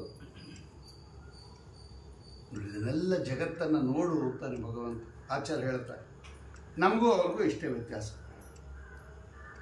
ಹಾಗಾಗಿ ಆ ಉತ್ಕೃಷ್ಟವಾಗಿರ್ತಕ್ಕಂತಹ ಪರಮಾತ್ಮನ ಕಥೆಯನ್ನು ಕೇಳುವಾಗ ಹಿಂಗೆ ನೋಡ್ಬೇಕಂತೆ. ಭಗವಂತನ ಮಹಿಮೆ ನೋಡ್ರಿ, ಎಲ್ಲ ಕಡೆ ಹಿಂಗೆ ನೋಡ್ಕೊಂಡು ಹೋದಾಗ ಸ್ವಾಮಿಯ ಮಹಿಮೆ ಗೊತ್ತಾದಾಗ ಅವನಲ್ಲಿ ಅಪಾರ ಭಕ್ತಿ ಬರುತ್ತೆ, ಅವನಲ್ಲಿ ವಿಶ್ವಾಸ ಬರುತ್ತೆ, ಶ್ರದ್ಧಾ ಬರುತ್ತೆ, ಮಹಾತ್ಮ ಜ್ಞಾನಪೂರ್ವಕ ಸುದೃಢ ಸ್ನೇಹ ಬರುತ್ತೆ, ಅವನ ಅನುಗ್ರಹ ಆಗುತ್ತೆ. ಆಮೇಲೆ ಅಪೇಕ್ಷಿತ ಫಲ.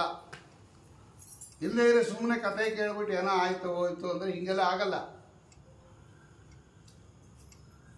ಹಿಂಗೆ ಇವರ ವಂಶದಲ್ಲಿ ಬಂದಿರತಕ್ಕಂತಹ ಅನೇಕ ರಾಜರುಗಳು ಬಲರಾಮ ದೇವರನ್ನ ಅವನು ಏನು ಮಾಡ್ದ? ಕರ್ಕೊಂಡು ಹೋದ. ನಾವು ಬ್ರಹ್ಮದೇವರನ್ನೇ ಕೇಳೋಣ ಬಿಡ್ರಿ. ಸತ್ಯಲೋಕಕ್ಕೆ ಹೋಗಿದ್ದಾನ್ರಿ ಅವನು. ಬ್ರಹ್ಮದೇವರ ಹತ್ರನೇ ಕರ್ಕೊಂಡು ಹೋದ. ಅಲ್ಲಿ ಹಾಡು ಹೇಳ್ತಾ ಇದ್ರು ಅವರು. ಆ ಹಾಡು ಮುಗಿದೆ, ಆಮೇಲೆ ಹೋಗಿ ಮಾತಾಡ್ಸೋಣ ಅಂತ ಒಂದು ಸ್ವಲ್ಪ ಹೊತ್ತು ನಿಂತಿದ್ದ, ಒಂದು 5 ನಿಮಿಷ ನಿಂತಿದ್ದ. ಹೋದ, ನಮಸ್ಕಾರ ಮಾಡ್ದ. ಏನಪ್ಪ ಬಂದಿದ್ಯಾ ಅಂತ ಕೇಳಿದ್ರು ಬ್ರಹ್ಮದೇವರು. ಇವಳು ನನ್ನ ಮಗಳು ರೇವತಿ ಅಂತ. ಇವಳಿಗೆ ಯಾರು ನೀವು ಗಂಡನ್ನು ಸೃಷ್ಟಿ ಮಾಡಿದ್ದೀರಾ ಹೇಳ್ರಿ? ನೀವೇ ಎಲ್ಲ ಸೃಷ್ಟಿ ಮಾಡೋದು, ಬ್ರಹ್ಮಗಂಟು ಅಂತ ಅದಕ್ಕೆ ಕರೆಯೋರು. ಇವಳನ್ನ ಯಾರು ಕೊಟ್ಟು ಲಗ್ನ ಮಾಡಬೇಕು? ಇವಳು ಗಂಡ ಯಾರು ಕೊಡ್ಬೇಕು? ನೀವೇ ಹೇಳ್ರಿ ಅಂದರು. ನಿನ್ನ ಮನಸ್ಸಿನಲ್ಲಿ ಯಾರ್ಯಾರು ಇದ್ದಾರೆ ಒಂದಿಷ್ಟು ಹೇಳು ಅಂದರು ಅವರು. ಅವನ್ನೆಲ್ಲ ಇಷ್ಟದ ಒಂದಿಷ್ಟು ಕೊಟ್ಟ. ಬ್ರಹ್ಮದೇವರು ನಕ್ಬಿಟ್ರು. ಇವನು ಇಲ್ಲ, ಇವ್ರ ಮಕ್ಕಳು ಇಲ್ಲ, ಅವ್ರ ಮೊಮ್ಮಕ್ಕಳು ಇಲ್ಲ, ಮರಿ ಮಕ್ಕಳು ಇಲ್ಲ, ಇವ್ರ ವಂಶನೇ ಇಲ್ಲ, ಇವಾಗ ಹೋಗು ಅಂದ್ಬಿಟ್ರು. ಎಲ್ಲ ಪಕ್ಷಕ್ಕೆ ಬರ್ತಾರೆ ಅಷ್ಟೇ, ಬರ ಇಲ್ಲ ಹೊಟ್ಟೋದು. ಯಾಕೆ ಅಂದ. ಒಂದು 5 ನಿಮಿಷ ಆಯ್ತದ ನಾ ಇಲ್ಲಿ ಬಂದು. ಹೌದು, ನಮಗೂ ನಿಮಗೂ ಇಷ್ಟು ಡಿಫ್ರೆನ್ಸ್ ಅಂದರು ಅವರು. ಸತ್ಯ ಲೋಕದಲ್ಲಿ 5 ನಿಮಿಷ ಆದರೆ ನಿಮ್ಮ ಭೂಲೋಕದಲ್ಲಿ ಎಷ್ಟೋ ಯುಗಗಳೇ ಹೊಟ್ಟೋಗಿರುತ್ತೆ, ಹೋಗು ಅಂದರು. ಮತ್ತು ಏನು ಮಾಡ್ಬೇಕು ಇವಾಗ ನಾನು ಅಂದ. ಈಗ ಹೋಗು ಭೂಲೋಕಕ್ಕೆ. ಈಗ ಕೃಷ್ಣ ರೂಪದಿಂದ ಭಗವಂತ ಅವತಾರ ಮಾಡಿದ್ದಾನೆ. ಆ ಕೃಷ್ಣನ ಅಣ್ಣ ಶೇಷದೇವರು, ಅವಳು ವಾರುಣೀ ದೇವಿ, ಅವಳು ಸಾಮಾನ್ಯ ಅಲ್ಲ. ಬ್ರಹ್ಮದೇವ್ರಿಗೆ ಗೊತ್ತವಳು ರೇವತಿ ಯಾರು ಅಂತ. ಇವನ ಗಂಡನೇ ನಿಯತಪತಿಯವನು ಶೇಷದೇವರು. ಅವರು ಬಲರಾಮರಾಗಿ ಅವತಾರ ಮಾಡಿದ್ದಾರೆ. ಅವರು ಕೊಟ್ಟು ಲಗ್ನ ಮಾಡಿಬಿಡು ಆಗಲಿ ಅಂತ ಹೇಳಿ ಕರ್ಕೊಂಬಂದ. ನೋಡಿ, ಅವರಿಬ್ಬರು ಹೆಂಗೆ ಅಂದರೆ, ಇವ್ರು ಹೋದವರು ಹಾಗೆ ಇದ್ದಾರೆ, ಇವ್ರು ಏನೂ ಆಗಿಲ್ಲ. ಅದು ಸತ್ಯಲೋಕದ ವೈಭವ ಅಲ್ಲ. ಇಷ್ಟೆಲ್ಲ ಆಗೋಗ್ಬಿಟ್ಟಿದಾಗ ಈ ಯುಗದಲ್ಲಿ ಅವ್ರು ಮಾತ್ರ ಇಬ್ಬರು ಹೆಂಗಿದ್ರು ಅಂತ ಕೇಳಬೇಡಿ. ಅವರು ಸತ್ಯಲೋಕದಲ್ಲಿ ಇದ್ದಿದ್ದರಿಂದ, ಸತ್ಯಲೋಕದ ಪ್ರಭಾವದಿಂದ ಅವ್ರು ಹಾಗೆ ತರುಣರಾಗೇ ಇದ್ದರು ಅವರಿಬ್ಬರು. ಇವರು ಇವ್ರ ಮಗಳು ಏನು ಏಜ್ ಇತ್ತು ಹಾಗೆ ಇತ್ತು. ಹಾಗೆ ಕರ್ಕೊಂಬಂದ ಅವನು. ಬಲರಾಮ ದೇವರು ಕೊಟ್ಟು ಲಗ್ನ ಮಾಡ್ದ. ಪ್ರಾಬ್ಲಮ್ ಏನಪ್ಪ ಅಂದರೆ, ಅವಳ ಎತ್ತರ ಜಾಸ್ತಿ. ಈ ರೇವತಿ ಎತ್ತರ ಜಾಸ್ತಿ. ಅವಳು ಆ ಯುಗದವಳಲ್ವಾ, ಹೈಟ್ ಜಾಸ್ತಿ. ಈಗ ಬರ್ತಾ ಹೈಟ್ ಕಡಿಮೆ. ಈ ಗಂಡ ಕುಳ್ಳು, ಹೆಂಡತಿ ಜಾಸ್ತಿ. ಹಿಂಗಿರಬಾರ್ದು. ಹೈಟು ಸ್ವಲ್ಪ ಆದರೂ 1 ಇಂಚಾದರೂ ಕಡಿಮೆ ಇರಬೇಕು. ಹೆಂಡತಿ ಆದವಳು ಗಂಡಿಗಿಂತ ವಯಸ್ಸಲ್ಲೂ ಕಡಿಮೆ ಇರಬೇಕು, ಹೈಟಲ್ಲೂ ಕಡಿಮೆ ಇರಬೇಕು. ವಿದ್ಯಾಭ್ಯಾಸದಲ್ಲಿ ಇಲ್ಲದೇ ಅಂತ ತೊಂದರೆ ಇಲ್ಲ, ಸಂಬಳ ಇಲ್ಲದೆ ಇರೋ ತೊಂದರೆನೇ ಇಲ್ಲ. ಅವ್ರಿಗೆ ಕೊಟ್ಬಿಟ್ಟು ನೀನೇ ಹೋಗು, ನಾನು ಮನೇಲಿ ಚಪಾತಿ ಮಾಡ್ತಾ ಕೂತಿರ್ತೀನಿ ಅಂತ ಹೇಳ್ಬೋದು. ಆದರೆ ಶಾಸ್ತ್ರದ ಪ್ರಕಾರ ಹೈಟ್ ಕಡಿಮೆ ಇರಬೇಕು. ಅದಕ್ಕೆ ಬಲರಾಮ ದೇವರು ಏನು ಮಾಡಿದ್ರು, ಇವಳು ಹೈಟ್ ಜಾಸ್ತಿ ಅಲ್ವಾ, ಅವಳು ನೇಗಿಲು ಹಾಕಿ ಎಳೆದು ಬಿಟ್ರಂತೆ ಅವಳನ್ನ. ಅವಳು ಭುಜಕ್ಕೆ ನೇಗಿಲು ಹಾಕಿ ಎಳೆದು ತಮಗಿಂತ ಸ್ವಲ್ಪ ಚಿಕ್ಕೋಳನ್ನಾಗಿ ಮಾಡಿಕೊಂಡು ಮದುವೆ ಮಾಡಿಕೊಂಡ್ರು ಅಂತ ಭಾಗವತದಲ್ಲಿದೆ. ನೋಡಿ ಎಷ್ಟು ಶಾಸ್ತ್ರೀಯ ನಿಯಮ ತೋರಿಸ್ತಾರೆ ಅವರು. ಆಮೇಲೆ ಭಗವಂತ ರುಕ್ಮಿಣಿ ಮೊದಲಾಗಿರ್ತಕ್ಕಂಥ ಕಲ್ಯಾಣವನ್ನು ಮಾಡಿಕೊಂಡ ಅಂತ ಭಾಗವತದಲ್ಲಿದೆ. ಇಲ್ಲೂ ಇದೆ ಅದು. ಅಂತಹ ರೇವತಿ ಅಕ್ಷರಶಃ ಬಲರಾಮ ದೇವರ ಪತ್ನಿಯಾಗಿರ್ತಕ್ಕಂತಹ ಮಹಾನುಭಾವ. ಇನ್ನು ಅದೇ ರೇವತನ ವಂಶದಲ್ಲಿ ಶ್ರಾವಸ್ತಿ ಅಂತ ಒಬ್ಬ ಬಂದ. ಅವನೊಂದು ಶ್ರಾವಸ್ತಿ ನಗರ ಅಂತಲೇ ನಿರ್ಮಾಣ ಮಾಡ್ದ. ಅವನ ಮಗನೇ ಬೃಹದಶ್ವ ಅಂತ. ಈ ಕತೆ ಸ್ವಲ್ಪ ಜಾಸ್ತಿ ಇದೆ ಹರಿವಂಶದಲ್ಲಿ. ಭಾಗವತದಲ್ಲಿ ಬರೀ ಹೆಸರು ಹೇಳ್ಬಿಟ್ಟಿಯಾರಷ್ಟೇ. ಇಲ್ಲಿ ಸ್ವಲ್ಪ ಜಾಸ್ತಿ ಇದೆ. ಈ ಬೃಹದಶ್ವ ಇದನ್ನಲ್ಲ, ಇವನ ಮಗ ಕುವಲಾಶ್ವ ಅಂತ. ಈ ಕುವಲಾಶ್ವನಿಗೆ ದುಂದುಮಾರ ಅಂತ ಒಂದು ಹೆಸರು ಬಂತು. ಯಾಕೆ ಅಂತ ಕೇಳ್ತಾನೆ. ನೀವು ಜನಮೇಜಯರಾಜರು ಹೇಳ್ತಾ ಇದ್ದಾರೆ. ಜನಮೇಜಯರಾಜನಿಗೆ ವೈಶಂಪಾಯನರು ಹೇಳ್ತಾ ಇದ್ದಾರೆ, ಇವನಿಗೆ ಈ ದುಂದುಮಾರ ಅಂತ ಇವನಿಗೆ ಹೆಸರು ಬಂತು ಅಂತ ಅವ್ರು ಹೇಳಿದಾಗ ಅವ ಕೇಳ್ತಾನೆ, ಯಾಕೆ ಈ ಕುವಲಾಶ್ವನಿಗೆ ಯಾಕೆ ಬಂತು ಅಂತ ಪ್ರಶ್ನೆ. ದುಂದೋರ್ವೇದಮಹಂ ಬ್ರಹ್ಮನ್ ದುಂದೋರ್ವದಮಹಂ ಬ್ರಹ್ಮನ್ ಶ್ರೋತುಮಿಚ್ಛಾಮಿ ತತ್ವತಃ ಯದತಃ ಕುವಲಾಶ್ವ ಸನ್ ದುಂದುಮಾರತ್ವವಾಗತಃ. ಇವನಿಗೆ ದುಂದುಮಾರ ಅಂತ ಹೆಸರು ಬಂತು ಕುವಲಾಶ್ವನಿಗೆ. ಯಾಕೆ ಅಂದರೆ ಇವನು ದುಂದು ಅಂತ ಒಬ್ಬ ದೈತ್ಯನನ್ನು ಸಂಹಾರ ಮಾಡ್ದ. ಅದಕ್ಕೆ ಅವನಿಗೆ ದುಂದುಮಾರ. ಮಾರ ಅಂದರೆ ಸಂಹಾರ ಮಾಡಿದವನು ಅಂತ ಅರ್ಥ. ಆ ಕಥೆಯನ್ನು ಹೇಳ್ರಿ ನನಗೆ ಅಂತ ಕೇಳ್ತಾನೆ. ಆಗ ಈ ದುಂದುಮಾರನ ವಧಾ ಕಥವನ್ನು ಹರಿವಂಶದಲ್ಲಿ ಸ್ವಲ್ಪ ವಿಸ್ತಾರವಾಗಿ ಹೇಳಿದ್ದಾರೆ. ಅದು ಹೇಳ್ತೀನಿ ಕೇಳಿ. ಅದು ಅಲ್ಲಿಲ್ಲ, ಭಾಗವತದಲ್ಲಿ ಹೆಸರಿದೆ ಇವನಿಗೆ ದುಂದುಮಾರ ಅಂತ ಕರೀತಾರೆ ಅಂತ ಮುಂದೆ ಹೊಟ್ಟೋಯ್ತದು. ಈ ಬೃಹದಶ್ವ ರಾಜ್ಯಭಾರ ಮಾಡ್ತಾ ಇದ್ದಾಗ ಇವನೇನು ಮಾಡ್ದ, ಈ ಬೃಹದಶ್ವ ಅನ್ನೋನು ಕುವಲಾಶ್ವನಿಗೆ ತನ್ನ ಮಗ ಅವನಿಗೆ ಪಟ್ಟ ಕಟ್ಟಿಬಿಟ್ಟು ಇವನು ಕಾಡಿಗೆ ಹೋಗಿ ತಪಸ್ಸು ಮಾಡೋಣ ಅಂತ ಹೊರಟಾಗಿ ನಿಂತಿದ್ದ. ಸಾಕು ನನಗೆ, ನನ್ನ ಮಗನಿಗೆ ಪಟ್ಟ ಕಟ್ಬಿಟ್ಟೀನಿ ಅಂತ. ಆಗ ಉತ್ತಂಕ ಅಂತ ಒಬ್ಬ ಋಷಿಗಳು ಬಂದರು. ಮಹಾನುಭಾವರು ಅವರು, ಸಾಮಾನ್ಯ ಅಲ್ಲ. ಇವ್ರ ಚರಿತ್ರೆ ಮಹಾಭಾರತ ಪ್ರಾರಂಭದಲ್ಲಿ ಬಂದಿದೆ, ಉತ್ತಂಕ ಅಂತ ಇವ್ರ ಚರಿತ್ರೆ. ಇವರೆಲ್ಲ ಪ್ರಾತಸ್ಮರಣೀಯ ಋಷಿಗಳು ಇವರು. ಆಗ ಏನಪ್ಪ ಅಂದರು, ಏನು ಎಲ್ಲಿ ಹೊರಟಿದ್ರು, ನಾನು ತಪಸ್ಸು ಮಾಡೋಕ್ಕೆ ಕಾರಣ ಹೊರಟಿದ್ದೀನಿ. ಆಗ ಉತ್ತಂಕ ಋಷಿಗಳು ಹೇಳ್ತಾರೆ, ಹಂಗಲ್ಲ, ಯಾರ್ಯಾರಿಗೆ ಭಗವಂತನನ್ನು ಹೆಂಗೆ ಆರಾಧನೆ ಮಾಡಬೇಕು ಅಂತ ಭಗವಂತನೇ ಹೇಳಿಬಿಟ್ಟಿದ್ದಾನೆ. ನೀನು ರಾಜ, ನೀನು ಭಗವಂತನನ್ನು ಆರಾಧನೆ ಮಾಡಬೇಕು, ಸ್ತೋತ್ರ ಮಾಡಬೇಕು, ಪೂಜೆ ಮಾಡಬೇಕು, ಅವನ ಅನುಗ್ರಹ ಸಂಪಾದನೆ ಮಾಡಬೇಕು, ಇದೆಲ್ಲ ಸರಿ. ಆದರೆ ಮಾಡೋ ರೀತಿ ಬೇರೆ.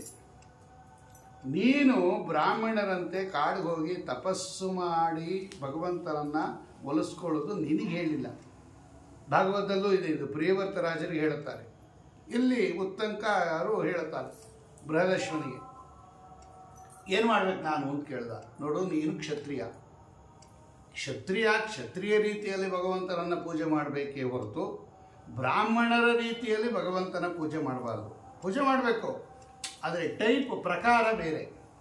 ಕುರುಭುಂಕ್ಷ ಚ ಕರ್ಮ ನಿಜಂ ನಿಯತಂ. ನಿಜಂ ಅವರವರ ವರ್ಣಾಶ್ರಮಕ್ಕೆ ತಕ್ಕಂತೆ ಮಾಡಬೇಕು. ನಿಯತಂ ಕರ್ಮ ಕುರು, ಅವ್ರಿಗೆ ತಕ್ಕಂತೆ ಮಾಡಿ ಆಮೇಲೆ ಫಲ ಭೋಗಿಸು ಅಂತಾರೆ ಆಚಾರ್ಯರು. ನೀನೇನು ಮಾಡಬೇಕು ಅಂದರೆ ಇಲ್ಲೇ ಇರಬೇಕು, ನೀನು ರಾಜ್ಯಭಾರ ಮಾಡಬೇಕು, ಸಿಂಹಾಸನದಲ್ಲಿ ಏರಬೇಕು, ದುಷ್ಟರನ್ನು ಸಂಹಾರ ಮಾಡಬೇಕು, ಶಿಷ್ಟರನ್ನು ರಕ್ಷಣೆ ಮಾಡಬೇಕು, ಲಗ್ನ ಮಾಡ್ಕೋಬೇಕು, ಸಂತಾನ ಪಡಿಬೇಕು, ಯಜ್ಞಯಾಗಾದಿಗಳು ಮಾಡಬೇಕು, ಬೇಕಾದಷ್ಟು ಅನ್ನದಾನಾದಿಗಳು ಮಾಡಬೇಕು, ಪ್ರಜೆಗಳ ಯೋಗಕ್ಷೇಮ ನೋಡ್ಕೋಬೇಕು. ಅದೇ ನಿಮಗೆ ಭಗವಂತನ ಪೂಜೆ. ಆ ಥರ ಇರಬೇಕೆ ಹೊತ್ತು ನೀ ಎಲ್ಲ ಬಿಟ್ಬಿಟ್ಟು ಕಾಡಿಗೆ ಹೋಗ್ತೀನಿ ಅಂತ ಅದು ಬ್ರಾಹ್ಮಣರು ಮಾಡೋದು, ನೀನಲ್ಲ. ಏನು ಮಾಡಬೇಕು ನಾನು ಅಂತ ಕೇಳ್ದ ಅವನು. ಆಗ ಬೃಹದಶ್ವ ಅನ್ನೋನು ಕೇಳ್ದ ಉತ್ತಂಕರು, ಏನು ಮಾಡಬೇಕು ನನಗೆ, ನಿಮ್ಗೆ ಏನು ಮಾಡಬೇಕಾಗಿದೆ, ನಾನು ಯಾತಕ್ಕೋಸ್ಕರ ಬಂದಿದ್ದೀರಾ ಅಂದಾಗ ಅವ್ರು ಹೇಳ್ತಾರೆ, ಉಜ್ಜಾನಕ ಅಂತ ಒಂದು ಮರುಭೂಮಿ ಅದು. ಅಲ್ಲಿ ಒಂದು ಮರಳಿನ ಸಮುದ್ರನೇ ಇದೆ, ಉಜ್ಜಾನಕ ಅಂತ ಅದರ ಹೆಸರು. ಅಲ್ಲಿ ಏನಾಗ್ಬಿಟ್ಟಿದೆ ಅಂದರೆ ಆ ಸಮುದ್ರ ಮರಳಿನ ಸಮುದ್ರ, ಅದು ಬರೀ ಮರಳದು, ಪೂರ್ತಿ ಮರಳು ಮರಳು ಮರಳು ಎಲ್ಲ ಕಡೆ. ಅದರ ಒಳಗಡೆ ಆಳದಲ್ಲಿ ಒಬ್ಬ ದುಂದು ಅಂತ ಒಬ್ಬ ರಾಕ್ಷಸ ಇದ್ದಾನೆ. ಅವನು ವರ್ಷಕ್ಕೊಂದ್ಸಲ ಮೇಲ್ ಬರ್ತಾನೆ. ಒಂದು ಸಲ ಉಫ್ ಅಂತ ಊದ್ತಾನಷ್ಟೇ. ಅವನು ಇಡೀ ದೇಶ ಮರಳಿಂದ ತುಂಬೋಗುತ್ತೆ. ಮನೆ ಎಲ್ಲ ಪ್ರಾಣಿಗಳು, ಮನೆಗಳು, ಮಠಗಳು, ರಸ್ತೆಗಳು, ಬೀದಿಗಳು, ಮರಗಳು, ಗಿಡ, ಅದು ಏನು ಕುದಿಯುವ ಮರಳದು. ಅವನ ಕಣ್ಣಿನಿಂದ ಬೆಂಕಿ ಉಂಡೆ ಉರುಳುತ್ತಾನೆ, ಜ್ವಾಲಾಮುಖಿ ಥರ ಅವನು. ಎಲ್ಲ ನಾವು ನಿರ್ಮಾಣ ಮಾಡಿಕೊಂಡಿರ್ತಕ್ಕಂಥ ಎಲ್ಲ ನಗರ ಎಲ್ಲ ಉಸುಕು ಅಂದರೆ ಮರಳಿನಿಂದ ತುಂಬ ಹೋಗುತ್ತೆ, ಅಷ್ಟು ನಾಶ ಆಗ್ಬಿಡುತ್ತೆ. ಒಂದು ಸಲ ಬರ್ತಾನೆ ಅವನು, 1 ವರ್ಷಕ್ಕೆ ಉಫ್ ಅಂತ ಊದ್ತಾನೆ, ಇಷ್ಟೇ. ತಿರ್ಗಾ ಒಳಗಡೆ ಹೋಗಿ ಸೇರ್ಕೊಂಡ್ಬಿಡ್ತಾನೆ. ತಿರ್ಗಾ ಎಲ್ಲ ಕಟ್ಕೊಂಡ್ರೆ ಇನ್ನೊಂದು ವರ್ಷ ಬರ್ತಾನೆ ಅವನು. ಯಾರ್ಯಾರು ಪೂಜೆ ಪುನಸ್ಕಾರ, ಋಷಿಗಳು ತಪಸ್ಸು ಎಲ್ಲ ಮಾಡ್ತೀವಿ, ಎಲ್ಲ ನಿರ್ನಾಮ. ಕುದಿಯೋ ಮರಳದು. ಒಂದು ಸಲ ಉಪ್ಪು ಅಂದರೆ ಅಷ್ಟು ಮರಳು ಹಾರು ಬಂದು ಬೀಳುತ್ತಂತೆ. ನಾವು ತಪಸ್ಸು ಮಾಡೋ ಹಾಗೆ ಇಲ್ಲ. ಈ ಥರ ಅವನು ನಿಟ್ಟುಸಿರು ಬಿಟ್ಟಂಗೆ ಅವನೇನು ಕಷ್ಟನೇ ಪಡಲ್ಲ. ಅವನು ಇಡೀ ಭೂಮಿ ಜ್ವಾಲಾಮುಖಿಯನ್ನು ಮಾಡಿಬಿಡ್ತಾನೆ. ಭಯಂಕರವಾಗಿರ್ತಕ್ಕಂಥದ್ದು ಸ್ಫೋಟ, ಅದು ಕುದಿಯುವ ಮರಳು. ಇವನನ್ನು ನೀನು ಸಂಹಾರ ಮಾಡಬೇಕು. ನಾವೆಲ್ಲ ನೆಮ್ಮದಿಯಿಂದ ತಪಸ್ಸು ಮಾಡ್ಕೊಂಡಿರ್ತೀವಿ. ಆಗ ಬೃಹದಶ್ವ ಹೇಳ್ದ, ಹೌದು ಸಂತೋಷ ಉತ್ತಂಕರೇ, ನೀವು ಹೇಳಿದ ಸರಿ, ಆದರೆ ನನಗೆ ವೃದ್ಧಾಪ್ಯ, ವಯಸ್ಸಾಗೋಗಿದೆ. ನಾನು ದುಂದುವಿನ ಜೊತೆ ಯುದ್ಧ ಮಾಡಿ ಅವನನ್ನು ಸಂಹಾರ ಮಾಡೋಕ್ಕಾಗಲ್ಲ. ವಯಸ್ಸು ಆಗಲ್ಲ, ನಾನು ವೃದ್ಧನಾಗ್ಬಿಟ್ಟಿದ್ದೀನಿ. ಅವನು ಮಹಾಬಲಿಷ್ಠ, ಅವನ ಜೊತೆ ಯುದ್ಧ ಮಾಡೋಕ್ಕಾಗಲ್ಲ. ಆದರೆ ಯೋಚನೆ ಮಾಡಬೇಡ್ರಿ, ನಿಮ್ಮನ್ನು ವಾಪಸ್ ಹಂಗೆ ಕಳಿಸಲ್ಲ ನಾನು. ನನ್ನ ಕರ್ತವ್ಯ ಅದು. ನಿಮ್ಮಂಥ ತಪಸ್ವಿಗಳಿಗೆ ರಕ್ಷಣೆ ಕೊಡೋದು ರಾಜರ ಕರ್ತವ್ಯ. ನನ್ನ ಮಗ ಇದ್ದಾನೆ ಕುವಲಾಶ್ವ ಅಂತ. ಆ ಕುವಲಾಶ್ವನಿಗೆ 100 ಜನ ಮಕ್ಕಳು, ಮಹಾ ನಿಪುಣರು, ಅವರು ಮಹಾ ಸಾಮರ್ಥ್ಯೋಪೇತರು.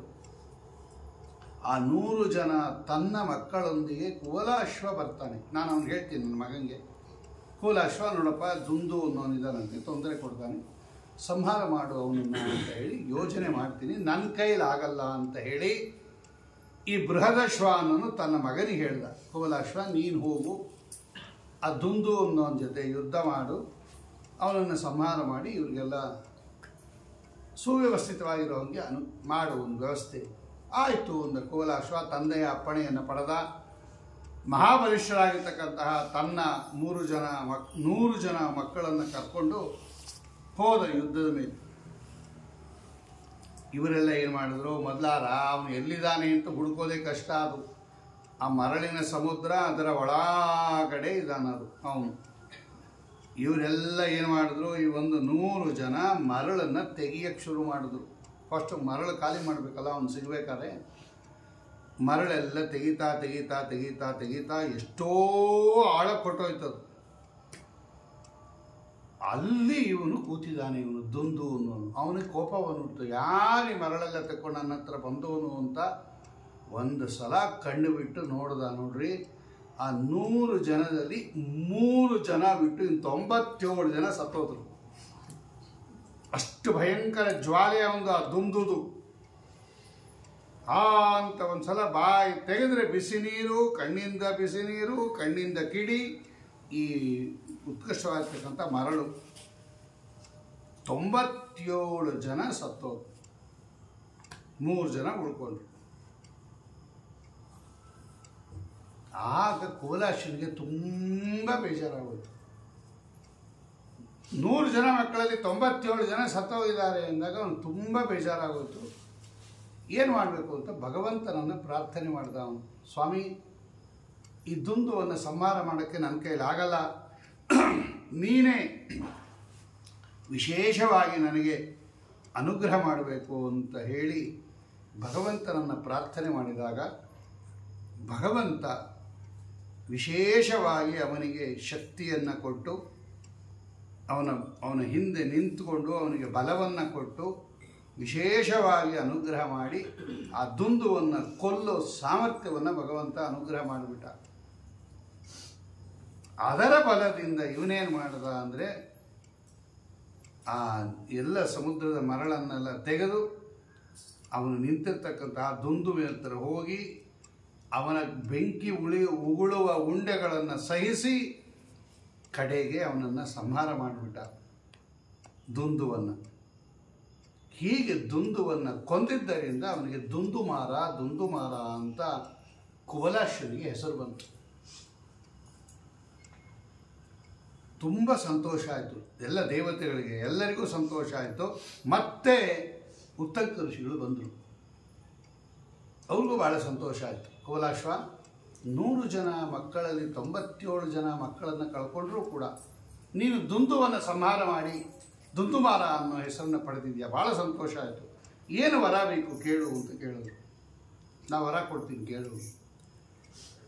ಆಗ ಅವನು ಹೇಳ್ದ, ನನ್ನ ಸತ್ತಿರ್ತಕ್ಕಂತಹ 97 ಮಕ್ಕಳಿಗೆ ಸದ್ಗತಿಯನ್ನು ಕೊಟ್ಟುಬಿಡ್ರಿ, ಇರೋ 3 ಜನ ಮಕ್ಕಳನ್ನು ದೀರ್ಘಾಯುಷ್ಯ ಕೊಟ್ಟು ಅವ್ರು ಇರೋ ಹಂಗೆ ಅನುಗ್ರಹ ಮಾಡಿರಿ ಅಂತ ಕೇಳಿದಾಗ ತಥಾಸ್ತು ಅಂತ ಅವರು ಆಶೀರ್ವಾದ ಮಾಡ್ತಾರೆ. ಈ ಕಾರಣದಿಂದ ಕುವಲಾಶ್ವನಿಗೆ ದುಂದುಮಾರ ಅಂತ ಹೆಸರು ಬಂತಪ್ಪ ಅಂತ ಜನಮೇಜಯ ರಾಜನಿಗೆ ವೈಶಂಪಾಯನರು ಹೇಳುತ್ತಾರೆ. ಆ 3 ಜನ ಉಳ್ಕೊಂಡರಲ್ಲ, ಅವರಿಗೆ ದೃಢಾಶ್ವ, ಇವನು ಕುವಲಾಶ್ವ, ಇವರ ಅಪ್ಪ ಬೃಹದಶ್ವ, ಇವನು ಕುವಲಾಶ್ವ, ಇವರ ಮಕ್ಕಳು ದೃಢಾಶ್ವ, ಚಂದ್ರಾಶ್ವ, ಕಪಿಲಾಶ್ವ ಅಂತ 3 ಜನ ಉಳ್ಕೊಂಡ್ರು. ಇನ್ನು 97 ಜನಕ್ಕೆ ಸದ್ಗತಿ ಕೊಡಿಸ್ಬಿಟ್ರು ಉತ್ತುಂಗರು. ಅದರಲ್ಲಿ ದೃಢಾಶ್ವ ಅನ್ನೋನ ಮಗನೇ ಹರಿಯಶ್ವ ಅಂತ. ಹರಿಯಶ್ವನ ಮಗ ನಿಕುಂಬನ ಮಗ ಸಂಹತಾಶ್ವ, ಅವನ ಮಗನೇ ಪ್ರಸೇನಜಿತ್, ಅವನ ಮಗನೇ ಯುವನಾಶ್ವನ ಮಗನೇ ಮಾಂಧಾತ. ಅಲ್ಲಿ ಕತೆ ಜಾಸ್ತಿ ಇದೆ, ಇಲ್ಲೆಲ್ಲ ಕಡಿಮೆ ಮಾಡಿದ್ದಾರೆ. ವೇದವ್ಯಾಸ ದೇವರು ಹೀಗೆ ವ್ಯವಸ್ಥೆ ಮಾಡಿರೋದು. ಯಾರ ಕಥಾ ಜಾಸ್ತಿ ಭಾಗವತದಲ್ಲಿ ಬಂದಿದೆ ಇಲ್ಲಿ ಅದನ್ನು ಚಿಕ್ಕದು ಮಾಡಿದ್ದಾರೆ, ಅಲ್ಲಿ ಯಾವುದು ಚಿಕ್ಕದು ಹೇಳಿದ್ದಾರೆ ಇಲ್ಲಿ ಅದನ್ನು ವಿಸ್ತಾರ ಮಾಡಿದ್ದಾರೆ. ಈ ಯುವನಾಶ್ವನ ಕಥೆ ಅಲ್ಲಿ ವಿಸ್ತಾರವಾಗಿದೆ, ಅದಕ್ಕೆ ಇಲ್ಲಿ ಹೇಳೇ ಇಲ್ಲ ಅವರು. ಇವರ ಮಗನೇ ಮಾಂಧಾತ, ಇವನು ತಂದೆಯ ಉದರದಿಂದ ಬಂದವನು. ಇವನು ಯುವನಾಶ್ವನ ಹೊಟ್ಟೆಯಿಂದ ಹುಟ್ಟಿದವನು ಮಾಂಧಾತ. ಬಲಭಾಗ ಸೀಳಿಕೊಂಡು ತಂದೆಯ ಉದರದಿಂದ ಬಂದವನು ಇವನು, ತಾಯಿಯ ಉದರದಿಂದ ಬಂದವನಲ್ಲ ಇವನು. ಆ ನೀರನ್ನು ಕುಡಿದ್ಬಿಟ್ಟು ಪುಂಸವನ ಜಲ, ರಾತ್ರಿ ಬಾಯಾರಿಕೆ ಆಗೋಯ್ತು ಯುವನಾಶ್ವನಿಗೆ. ಯಜ್ಞ ಮಾಡಬೇಕು ಅಂತಾರೆ, ಕಲಶ ಸ್ಥಾಪನೆ ಆಗೋಯ್ತು, ಮಕ್ಕಳು ಬೇಕು ಅಂತ ಮಾರನೇ ದಿನ ಹೋಮ, ಇವತ್ತು ಕಲಶ ಸ್ಥಾಪನೆ, ರಾತ್ರಿ ನೀರಡಿಕೆ ಆಗೋಯ್ತು. ಈ ರಾಜನಿಗೆ ಎಲ್ಲ ಮಲ್ಕೊಂಬಿಟ್ಟಿದ್ದಾರೆ, ಎಲ್ಲರೂ ಮಲ್ಕೊಂಬಿಟ್ಟಿದ್ದಾರೆ. ಏನು ಮಾಡೋದು? ಆ ಕಲಶ ಸ್ಥಾಪನೆ ಮಾಡಿದ್ದ ಒಂದು ಕಲಶ ತೆಗೆದುಬಿಟ್ಟು ಆ ನೀರು ಕುಡಿದ್ಬಿಟ್ಟ, ಆ ಪ್ರಧಾನ ಕಲಶ ತೆಗೆದ ನೀರು ಕುಡಿದ್ಬಿಟ್ಟ. ಬಾಯಾರಿಕೆ ಇನ್ನೇನು ಮಾಡೋದು? ಮಾರನೇ ದಿನ ಪುರೋಹಿತರು ಬಂದು ನೋಡ್ತಾರೆ, ಇದೇನಿದು ಕಲಶ ತೆಗೆದುಬಿಟ್ಟಿಯಾರಲ್ಲ, ಎಲ್ಲೋಯ್ತು ನೀರು ಅಂತ ಕೇಳ್ದ. ಇವನು ಹೇಳ್ಬಿಟ್ಟ ಪ್ರಾಮಾಣಿಕವಾಗಿ, ನನಗೆ ಬಾಯಾರಿಕೆ ಆಯಿತು, ಕುಡಿದ್ಬಿಟ್ಟೆ. ಆಗ ಅವ್ರು ಹೇಳಿದ್ರಿ, ಎಂಥ ಕೆಲಸ ಮಾಡ್ತೀಯಪ್ಪ ನೀನು, ಅದು ನಿನ್ನ ಹೆಂಡತಿ ಕೊಡಬೇಕಾಯ್ತು ಆ ನೀರನ್ನು, ಅವಳು ಗರ್ಭಿಣಿ ಆಗ್ತಾ ಇದ್ದು, ನೀ ಕುಡಿದ್ಬಿಟ್ಟಿದ್ಯಾ, ನೀನೇ ಗರ್ಭಿಣಿ ಆಗ್ಬಿಡ್ತೀಯ ಅಂದರು. ನೋಡಿ ಮಂತ್ರ ಪ್ರಭಾವ ಹೆಂಗಿತ್ತಂತ. ಈಗಲ್ಲೆಲ್ಲ ನೀರು ಬರ್ತಾ ಇರುತ್ತೆ ನಲ್ಲಿ, ಅದು ಹಿಡ್ಕೊಂಬರ್ತಾ ಇರೋದು ಟ್ಯಾಂಕ್ದೋ ಸಂಪುದೋ ಯಾವುದೋ ಬಳೆದೋ ಏನು ಹಿಡು ಗೋವಿಂದ ಅನ್ನೋ ಹಂಗಲ್ಲ. ಅದು ಪುಂಸವನ ಜಲ ಅದು. ನೋಡಿ ಯಾರು ಕುಡಿತಾರೋ ಅವ್ರು ಗರ್ಭಿಣಿ ಆಗ್ಬಿಟ್ಟಿದ್ದಾರೆ. ನೀನೇ ಗರ್ಭಿಣಿ ಆಗ್ತೀಯ, ನಿನ್ನ ಉದರದಲ್ಲೇ ಮಗು ಬೆಳೆಯುತ್ತೆ ಅಂದರು. ಅವನ ಉದರದಲ್ಲೇ ಮಗು ಬೆಳೆಯಕ್ಕೆ ಶುರು ಆಯ್ತಾ ಪುಂಸವನ ಜಲದ ಮಹಿಮೆಯಿಂದ. ಯುವನಾಶ್ವನ ಉದರದಲ್ಲಿ 9 ತಿಂಗಳಾದಮೇಲೆ 10ನೇ ತಿಂಗಳಲ್ಲಿ ಅವನ ಈ ಬಲಭಾಗ ಹೊಟ್ಟೆ ಅದಾಗದೆ ಸೀಳ್ಕೂತು. ಇಲ್ಲಿಂದ ಮಗು ಬಂತು. ಸಿಸೇರಿಯನ್ ಆಗಾಗಲೇ ನಡೆದಿತ್ತು. ಫಸ್ಟ್ ಸಿಸೇರಿಯನ್ ಕೇಸ್ ಇದು. ಇವನು ಬಲಭಾಗ ಅದಾಗದೆ ಸೀಳ್ಕೋತ. ಯಾರು ಸೀಳಿದ್ದಲ್ಲ, ಸ್ವಾಮಿ ಮಹಿಮೆ ನೋಡ್ರಿ. ಸರಕ್ಷಿತ ರಕ್ಷತಿ ಯೋ ಹಿ ಗರ್ಭೆ. ಅದಾಗದೆ ಆಟೋಮೆಟಿಕ್ ಆಗಿ ಬಲಭಾಗ ಸೀಳ್ಕೊಂಡು ಆ ಕೂಸು ಆಚೆಗೆ ಬಂತು. ಮಗುನೂ ಉಳ್ಕೋತು, ತಂದೆನೂ ಉಳ್ಕೋತು, ಇಬ್ಬರೂ ಉಳ್ಕೋತು. ಸ್ವಾಮಿ ಅನುಗ್ರಹ ಇದ್ದರೆ ಉಳ್ಕೊಂಬೋದು. ಇದನ್ನು ತಿಳ್ಕೊಳ್ರಿ, ಮಗು ಉಳಿಬೇಕಾದ್ರೆ ಭಗವಂತನ ಅನುಗ್ರಹ ಇರಬೇಕು. ಬರೀ ಮಗು ಆಗೋದಲ್ಲ, ಆಗಿರೋ ಮಗು ಉಳಿಯೋದಕ್ಕೆ, ಉಳಿದಿರೋ ಮಗು ಬೆಳೆಯೋದಕ್ಕೆ, ಬೆಳೆದಿರೋ ಮಗು ಸಾಯದೇ ಇರೋದಕ್ಕೆ ಎಲ್ಲ ಭಗವಂತನ ಅನುಗ್ರಹ ಬೇಕು. ಅದಕ್ಕೆ ಭಾಗವತದಲ್ಲಿ ಹೇಳಿರೋದು ಸರಕ್ಷಿತ ರಕ್ಷತಿ ಯೋಹಿ ಗರ್ಭೆ. ಉಳ್ಕೋತು, ಎರಡೂ ಉಳ್ಕೋತು. ಆಮೇಲೆ ಬಂದದ್ದು ಹಾಲು ಕುಡಿಸೋರು ಯಾರು ಅಂತ ಪ್ರಾಬ್ಲಮ್. ಇವಾಗ ಮಗುಗೆ ಹಾಲು ಕುಡಿಸ್ಬೇಕಲ್ವಾ? ಇಂದ್ರದೇವರು ಬಂದರು, ನಾನು ಕುಡಿಸ್ತೀನಿ. ಅವ್ರದ್ದು ತರ್ಜಿನಿ ಬೆರಳು ಬಾಯಲ್ಲಿಟ್ಟರು ಆ ಕೂಸಿಗೆ. ಅದು ಅಮೃತ ಸೂರ್ಯ ಬೆರಳದು ಇಂದ್ರದೇವರದು. ಬಾಯಲ್ಲಿ ಇಟ್ಟರು, ಅದು ಚೀಪ್ತದ್ದು. ಹಿಂಗೆ ಅಮೃತ ಚೀಪೆ ಬೆಳೆದು ಕೂಸದು. ಮಾಂ ಧಾತ ಮಾಂ ಪಿಬ, ನಾನು ಹಾಲು ಕುಡಿಸ್ತೀನಿ, ನಾನು ಕುಡಿಸ್ತೀನಿ ಅಂತ ಮುಂದೆ ಬಂದಿದ್ದರೆಂದರೆ ಅವನಿಗೆ ಮಾಂಧಾತ ಅಂತಲೇ ಪ್ರಸಿದ್ಧನಾಗ್ಬಿಟ್ಟ. ಅವನು ದೊಡ್ಡ ದೊರೆ ಅವನು. ಮಾಂಧಾತಾನ ಹುಷಂಬರೀಶ ಸಾಗರ ಮೊದಲು ಅವಂದೇ ಹೆಸರದು ಆ ಮಂಗಳಾಷ್ಟಕದಲ್ಲಿ. ಅಂತಹ ಮಹಾನುಭಾವ ಇರೋರೆಲ್ಲ ಪ್ರಾತಸ್ಮರಣೀಯರೇ ಅವರು. ನೋಡಿ, ಭಗವಂತ ಎಷ್ಟು ರೀತಿಯಲ್ಲಿ ಸಂತಾನ ಕೊಡಬಹುದು, ಎಷ್ಟು ರೀತಿಯಲ್ಲಿ ಸಂತಾನ ರಕ್ಷಿಸಬಹುದು ಅನ್ನೋದು ಮುಖ್ಯ. ಅವ್ರ ಕಥೆ ಕೇಳ ಅಲ್ಲೇ ಬಿಟ್ಟುಬಿಡೋದಲ್ಲ, ಕೃಷ್ಣಾರ್ಪಣಮಸ್ತು ಅಲ್ಲ.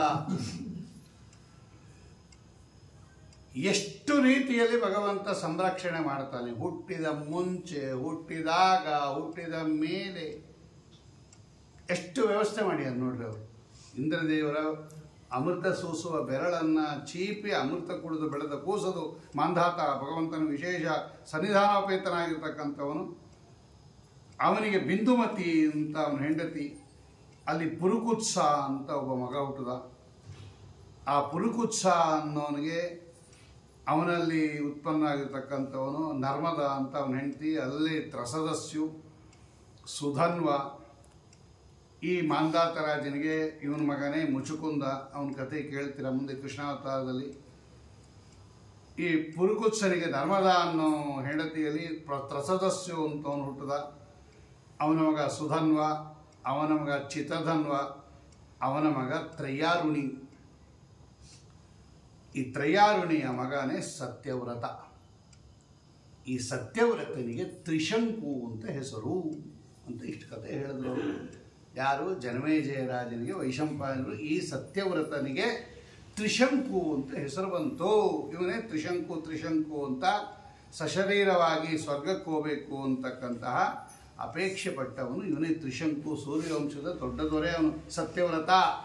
ಹರಿಶ್ಚಂದ್ರನ ತಂದೆ ಇವನು ಸತ್ಯವ್ರತ. ಯಾಕೆ ಅವನಿಗೆ ತ್ರಿಶಂಕು ಅಂತ ಹೆಸರು ಬಂತು ಅಂತ ಕೇಳ್ತಾನವನು. ಆವಾಗ ಹೊಸದಾಗಿ ಕೇಳ್ತಾ ಇದ್ದ ಅವನು, ಬಹಳ ಸಂತೋಷ ಆಯಿತು. ಯಾಕೆ ಸ್ವಾಮಿ ಇವನಿಗೆ ತ್ರಿಶಂಕು ಅಂತ ಹೆಸರು ಬಂತು? ಸತ್ಯವ್ರತ ಅಂತ ಇವನ ಹೆಸರು, ಇವನಿಗೆ ತ್ರಿಶಂಕು ಅಂತ ಹೆಸರು ಬರೋಕ್ಕೆ ಕಾರಣ ಏನು ಅಂತ ಕೇಳಿದಾಗ ಅದಕ್ಕೊಂದು ಕತೆ ಹೇಳ್ತಾರೆ. ಅದು ಭಾಳ ಚೆಂದಾಗಿದೆ ಈ ಹರಿವಂಶದಲ್ಲಿ. ಇವನು ಏನು ಮಾಡಿದ, ಈ ಸತ್ಯವ್ರತ ಅನ್ನೋನು ಇವರ ತಂದೆ ತ್ರಯ್ಯಾರುಣಿ ಅಂತ, ಇವನು ರಾಜಕುಮಾರ, ಇವನು ರಾಜನ ಮಗ. ಇವನು ಬಹಳ ಒಳ್ಳೆಯವನು, ಸುರದ್ರೂಪಿ, ಸುಂದರಾತಿ ಸುಂದರ, ಪರೋಪಕಾರಿ ಇವನು ಸತ್ಯವ್ರತ. ಇವನು ಒಂದು ಸಲ ಹೀಗೆ ಸಂಚಾರ ಮಾಡಕ್ಕೆ ಹೋಗ್ತಾ ಇದ್ದ ನಗರದಲ್ಲೆಲ್ಲ. ಒಬ್ಬ ಸುಂದರ ಯುವತಿಯನ್ನು ನೋಡಿದ ಅವನು. ಅವಳನ್ನು ಲಗ್ನ ಮಾಡ್ಕೋಬೇಕು ಅಂತ ಆಸೆ ಆಯಿತು. ಆದರೆ ಆ ತಂದೆ ಹತ್ರ ಹೇಳಕ್ಕೆ ನಾಚಿಕೆ ಇವನಿಗೆ, ಅವಳನ್ನು ಲಗ್ನ ಮಾಡ್ಕೋತೀನಿ ಅಂತ. ಮನಸ್ಸಿನಲ್ಲೇ ಆ ಆಸೆ ಇಟ್ಕೊಂಡ್ಬಿಟ್ಟ, ಹಂಗೆ ಇದ್ಬಿಟ್ಟ. ಆ ಯುವತಿಯ ತಂದೆ ಆದವನು ಅವನೇನು ಮಾಡ್ದ, ಬೇರೆ ಯಾವುದೋ ವರನಿಗೆ ಕೊಟ್ಟ ಆ ಯುವತಿಯನ್ನು ಲಗ್ನ ಮಾಡಿಬಿಟ್ಟ. ಆಗ ಇವನಿಗೆ ಗೊತ್ತಾಯಿತು ಅವಳ ವಿವಾಹ ನಡೀತಾ ಇದೆ ಅಂತ. ಇವನಿಗೆ ಗೊತ್ತಾಯ್ತು ಈ ಸತ್ಯವ್ರತನಿಗೆ ತಾನು ಯಾರನ್ನ ಮದುವೆ ಮಾಡ್ಕೋಬೇಕು ಅಂತ ನಿಶ್ಚಯ ಮಾಡಿದ್ನೋ ಆ ಹೆಣ್ಣು ಮಗಳ ಲಗ್ನ ಇನ್ನೊಬ್ಬ ಅವರ ತಂದೆ ಗೊತ್ತು ಮಾಡಿರ್ತಕ್ಕಂಥ ವರನ ಜೊತೆಯಲ್ಲಿ ನಡೀತಾ ಇದೆ ಅಂತ ಇವನಿಗೆ ಸುದ್ದಿ ಬಂತು.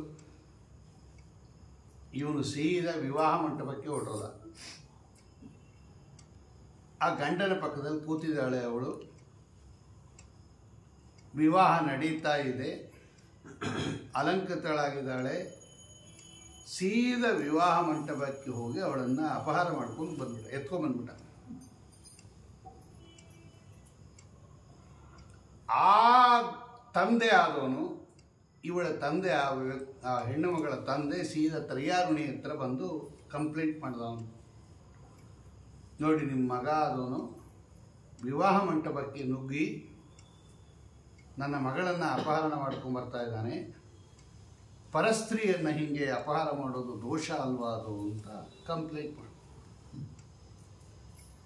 ತ್ರಯ್ಯಾರುಣಿಗೂ ಕೋಪ ಬಂತು. ಅವನೊಂದು ದೊಡ್ಡ ಸಭೆ ಸೇರಿಸ್ತಾನ. ಎಲ್ಲ ಧರ್ಮಶಾಸ್ತ್ರ ಓದೋರನ್ನ ಎಲ್ಲನೂ ಕೂಡಿಸ್ದ, ಮಂತ್ರಿ ಮಹೋದಯನೆಲ್ಲ ಕೂಡಿಸ್ದ. ಅವನ್ನ ಕರೆಸ್ದ, ಸತ್ಯವ್ರತನನ್ನು ಕರೆಸ್ದ. ಇವರು ಏನು ಹೇಳ್ತಾರೆ ಸರಿನಾ? ವಿವಾಹ ಮಂಟಪಕ್ಕೆ ಹೋಗಿ ಅವಳ ಮಗಳು, ಅದು ಏನು ಮದುಮಗಳ ವೇಷದಲ್ಲಿ ಇದ್ದವಳು, ಅವಳು ಅಲಂಕಾರ ಮಾಡ್ಕೊಂಡು ಕೂತಿಯಾಳೆ, ಅವಳನ್ನು ಅಪಹಾರ ಮಾಡಿದೆಯಲ್ಲ ಪರಸ್ತ್ರೀಯನ್ನು ನೀನು ಮಾಡಿದ ನಿಜಾನ ಅಂದರು. ಹ್ಞೂ ಅಂದವನು. ನಾನು ಅವಳನ್ನು ಅಪೇಕ್ಷೆ ಪಟ್ಟಿದ್ದೆ, ನಾನು ಮನಸಾ ಅಪೇಕ್ಷೆ ಪಟ್ಟಿದ್ದೆ, ಅವಳನ್ನು ಕರ್ಕೊಂಬಂದೆ.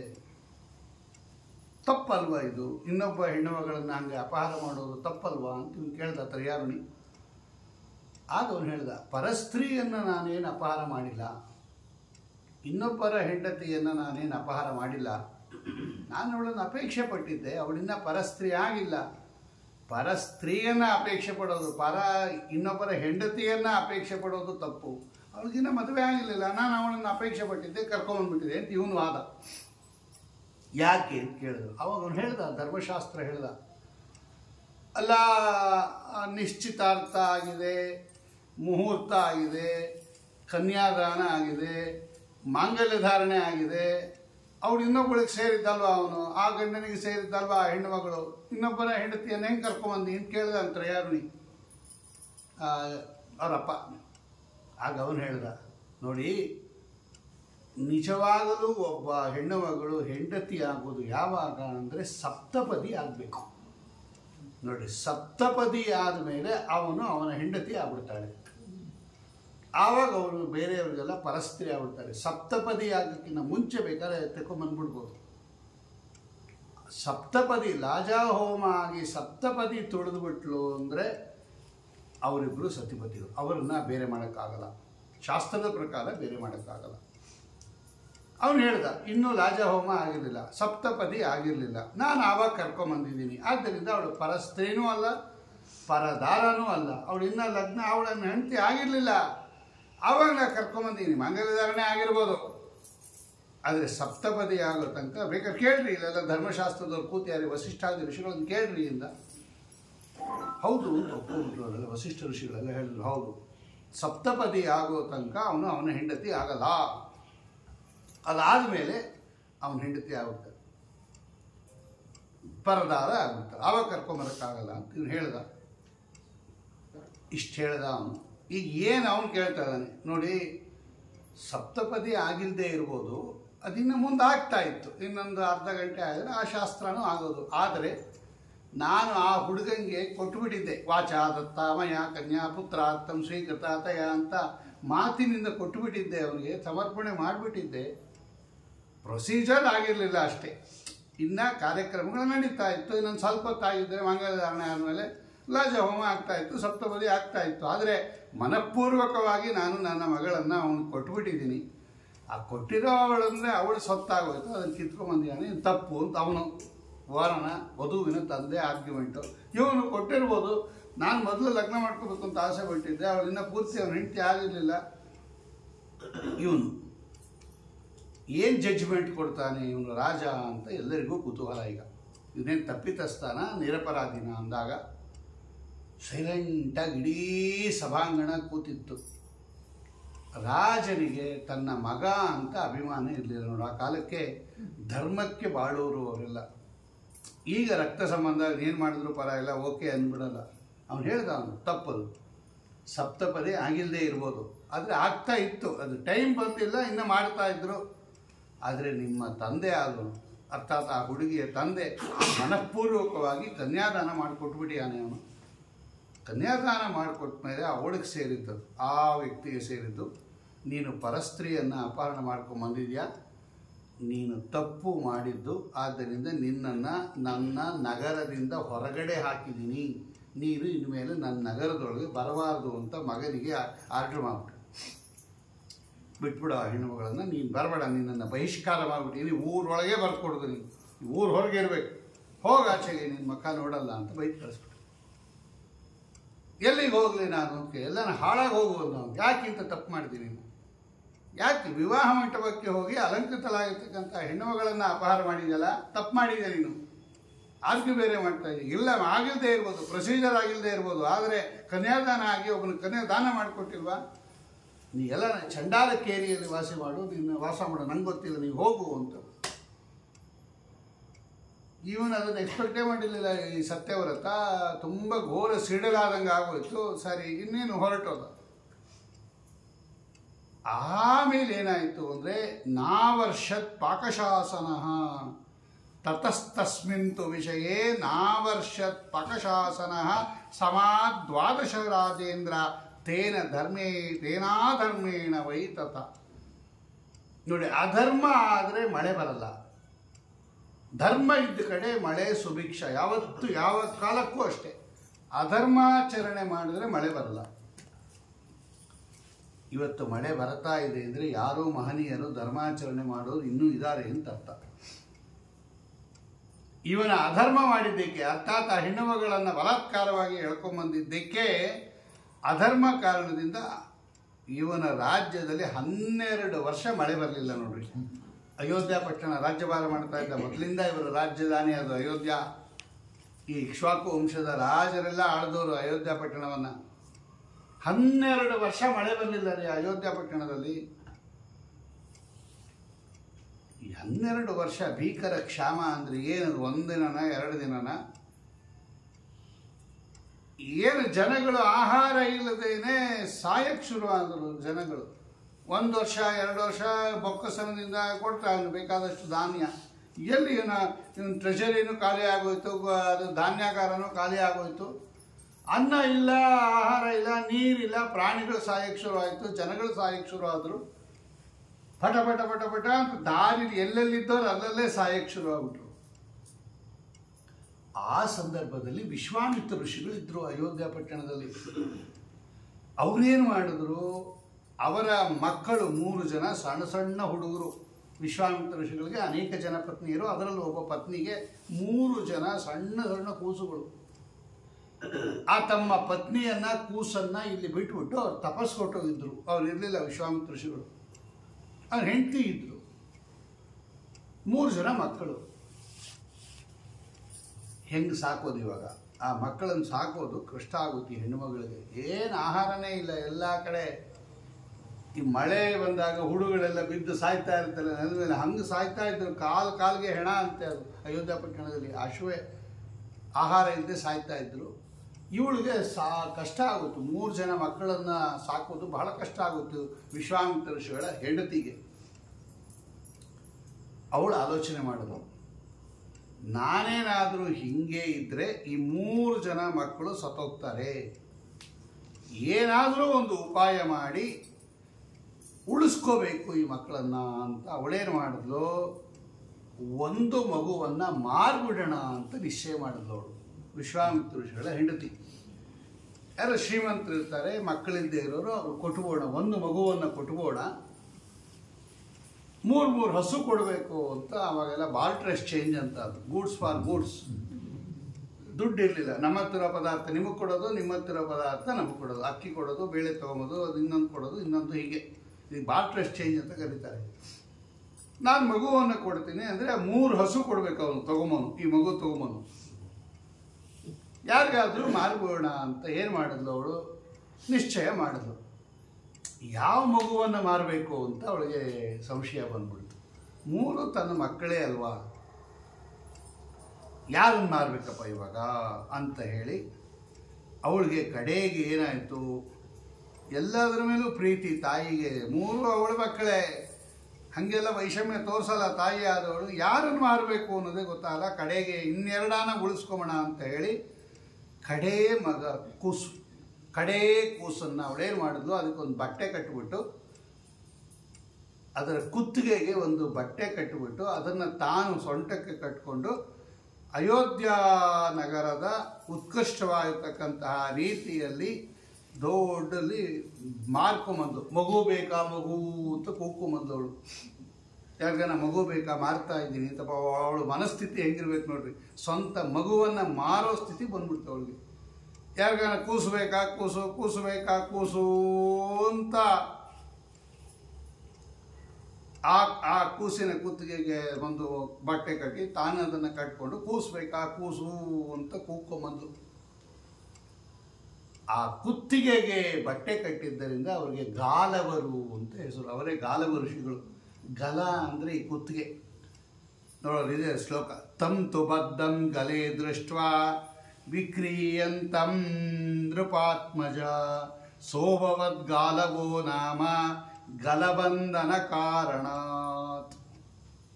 ಗಲ ಅಂದರೆ ಈ ಪ್ರದೇಶ. ಅಲ್ಲಿ ಕುತ್ತಿಗೆ ಕಟ್ಟಲು ಒಂದು ಬಟ್ಟೆನ ತಾನು ಕಟ್ಕೊಂಡು ಕೂಸು ಬೇಕಾ, ಕೂಸು, ಕೂಸು ಬೇಕಾ, ಕೂಸು ಅಂತ ಕೇಳ್ಕೊಂಡಿದ್ದ. ಆ ಕುತ್ತಿಗೆಗೆ ಕಟ್ಟಿದ್ದರಿಂದ ಗಲಬಂಧನ ಕಾರಣ ಗಾಲವ, ಗಾಲವ ಋಷಿಗಳು ಅಂತ ಮಹಾಪ್ರಸಿದ್ಧರಾಗಿರ್ತಕ್ಕಂಥವ್ರು. ವಿಶ್ವಾಮಿತ್ರ ಋಷಿಗಳ ಮಕ್ಕಳು ಗಾಲವರು. ಯಾರೋ ಒಬ್ಬರು ಶ್ರೀಮಂತ ಕೊಂಡುಕೊಂಡ 3 ಹಸು ಕೊಟ್ಬಿಟ್ಟು. ಈ ವಿಷಯ ಈ ಸತ್ಯವ್ರತನಿಗೆ ಗೊತ್ತಾಯಿತು. ಊರು ಹೊರಗಡೆ ವಾಸ ಮಾಡ್ತಾ ಇದ್ದ, ಅವನು ಚಂಡಾಲ ಕೇರಿಯಲ್ಲಿ ವಾಸ ಮಾಡ್ತಾ ಇದ್ದ. ಒಳಗೆ ಬರೋಂಗಿಲ್ಲ, ಅವನ್ನ ಬಹಿಷ್ಕಾರ ಹಾಕ್ಬಿಟ್ಟಿದ್ರು. ಅಲ್ಲೆಲ್ಲ ಊರು ಹೊರಗಡೆ ಇದ್ದ. ಅವನು ಅನ್ಕೊಂಡು ಏನಿದೆ ಅನ್ಯಾಯ, ಒಬ್ಬ ಹೆಣ್ಣು ಮಗಳು ಅನ್ನ ಇಲ್ಲದೇನೆ ತನ್ನ ಮಗುವನ್ನು ಮಾರಿ ಜೀವನ ಮಾಡುವಂಥ ಸ್ಥಿತಿ ಬಂದ್ಬಿಡ್ತಲ್ಲ ಅಂತೇಳಿ ಅವನು ಮೊದಲೇ ಪರೋಪಕಾರ ಬುದ್ಧಿ ಉಳ್ಳವನು, ಮಹಾ ಪರೋಪಕಾರಿ. ಅವನೇನು ಮಾಡಿದ ಅಂದರೆ ಒಂದಷ್ಟು ಹಸುವನ್ನು 3 ಹಸುವನ್ನು ತಗೊಂಡು ವಾಪಸ್ಸು ತೊಗೊಂಡೋಗಿ ಅವನಿಗೆ ವಾಪಸ್ ಕೊಟ್ಬಿಟ್ಟು ಆ ಕೂಸನ್ನು ಕೊಟ್ಬಿಡು, ಇಲ್ಲಿ ಬೇರೆ ಎಲ್ಲೋ ಒಂದು 3 ಹಸುವನ್ನು ಸಂಪಾದಿಸಿ ಸತ್ಯವ್ರತ ಆ ಹಸುವನ್ನು ಅವನು ವಾಪಸ್ ಕೊಟ್ಬಿಟ್ಟು ಆ ಕೂಸನ್ನು ಕೊಡು ಅಂತ ಹೇಳ್ಬಿಟ್ಟು ಕೂಸನ್ನು ಬಿಡಿಸ್ಕೊಂಡು ಮತ್ತೆ ಈ ಕೂಸನ್ನು ಆ ಹೆಣ್ಣು ಮಗಳು ಕೊಟ್ಟ. ಹೀಗೆಲ್ಲ ಮಾರಬಾರದು, ಇಟ್ಕೋ ನಿನ್ನ ಕೂಸನ್ನು ಅಂತ.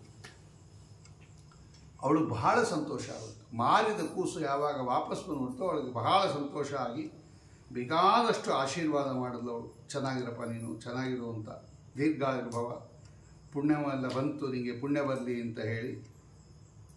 ಆಮೇಲೆ ಏನು ಮಾಡ್ದ, ಆಹಾರ ಬೇಕಲ್ವಾ, ಅದಕ್ಕೊಂದು ಕೆಲಸ ಮಾಡಿದ, ನೀನೇನು ಯೋಚನೆ ಮಾಡಬೇಡ ಅಂತೇಳಿ ಪ್ರತಿದಿನ ಅವ್ರ ಮನೆ ಹತ್ರ ಒಂದು ಮರ ಇತ್ತು. ಆ ಹೆಣ್ಣು ಮಗಳ ಮನೆ, ವಿಶ್ವಾಮಿತ್ರ ಋಷಿಗಳ ಮನೆಯಲ್ಲಿ ಒಂದು ಇಷ್ಟೇ ಎತ್ತರದ್ದು ಒಂದು ಮರ.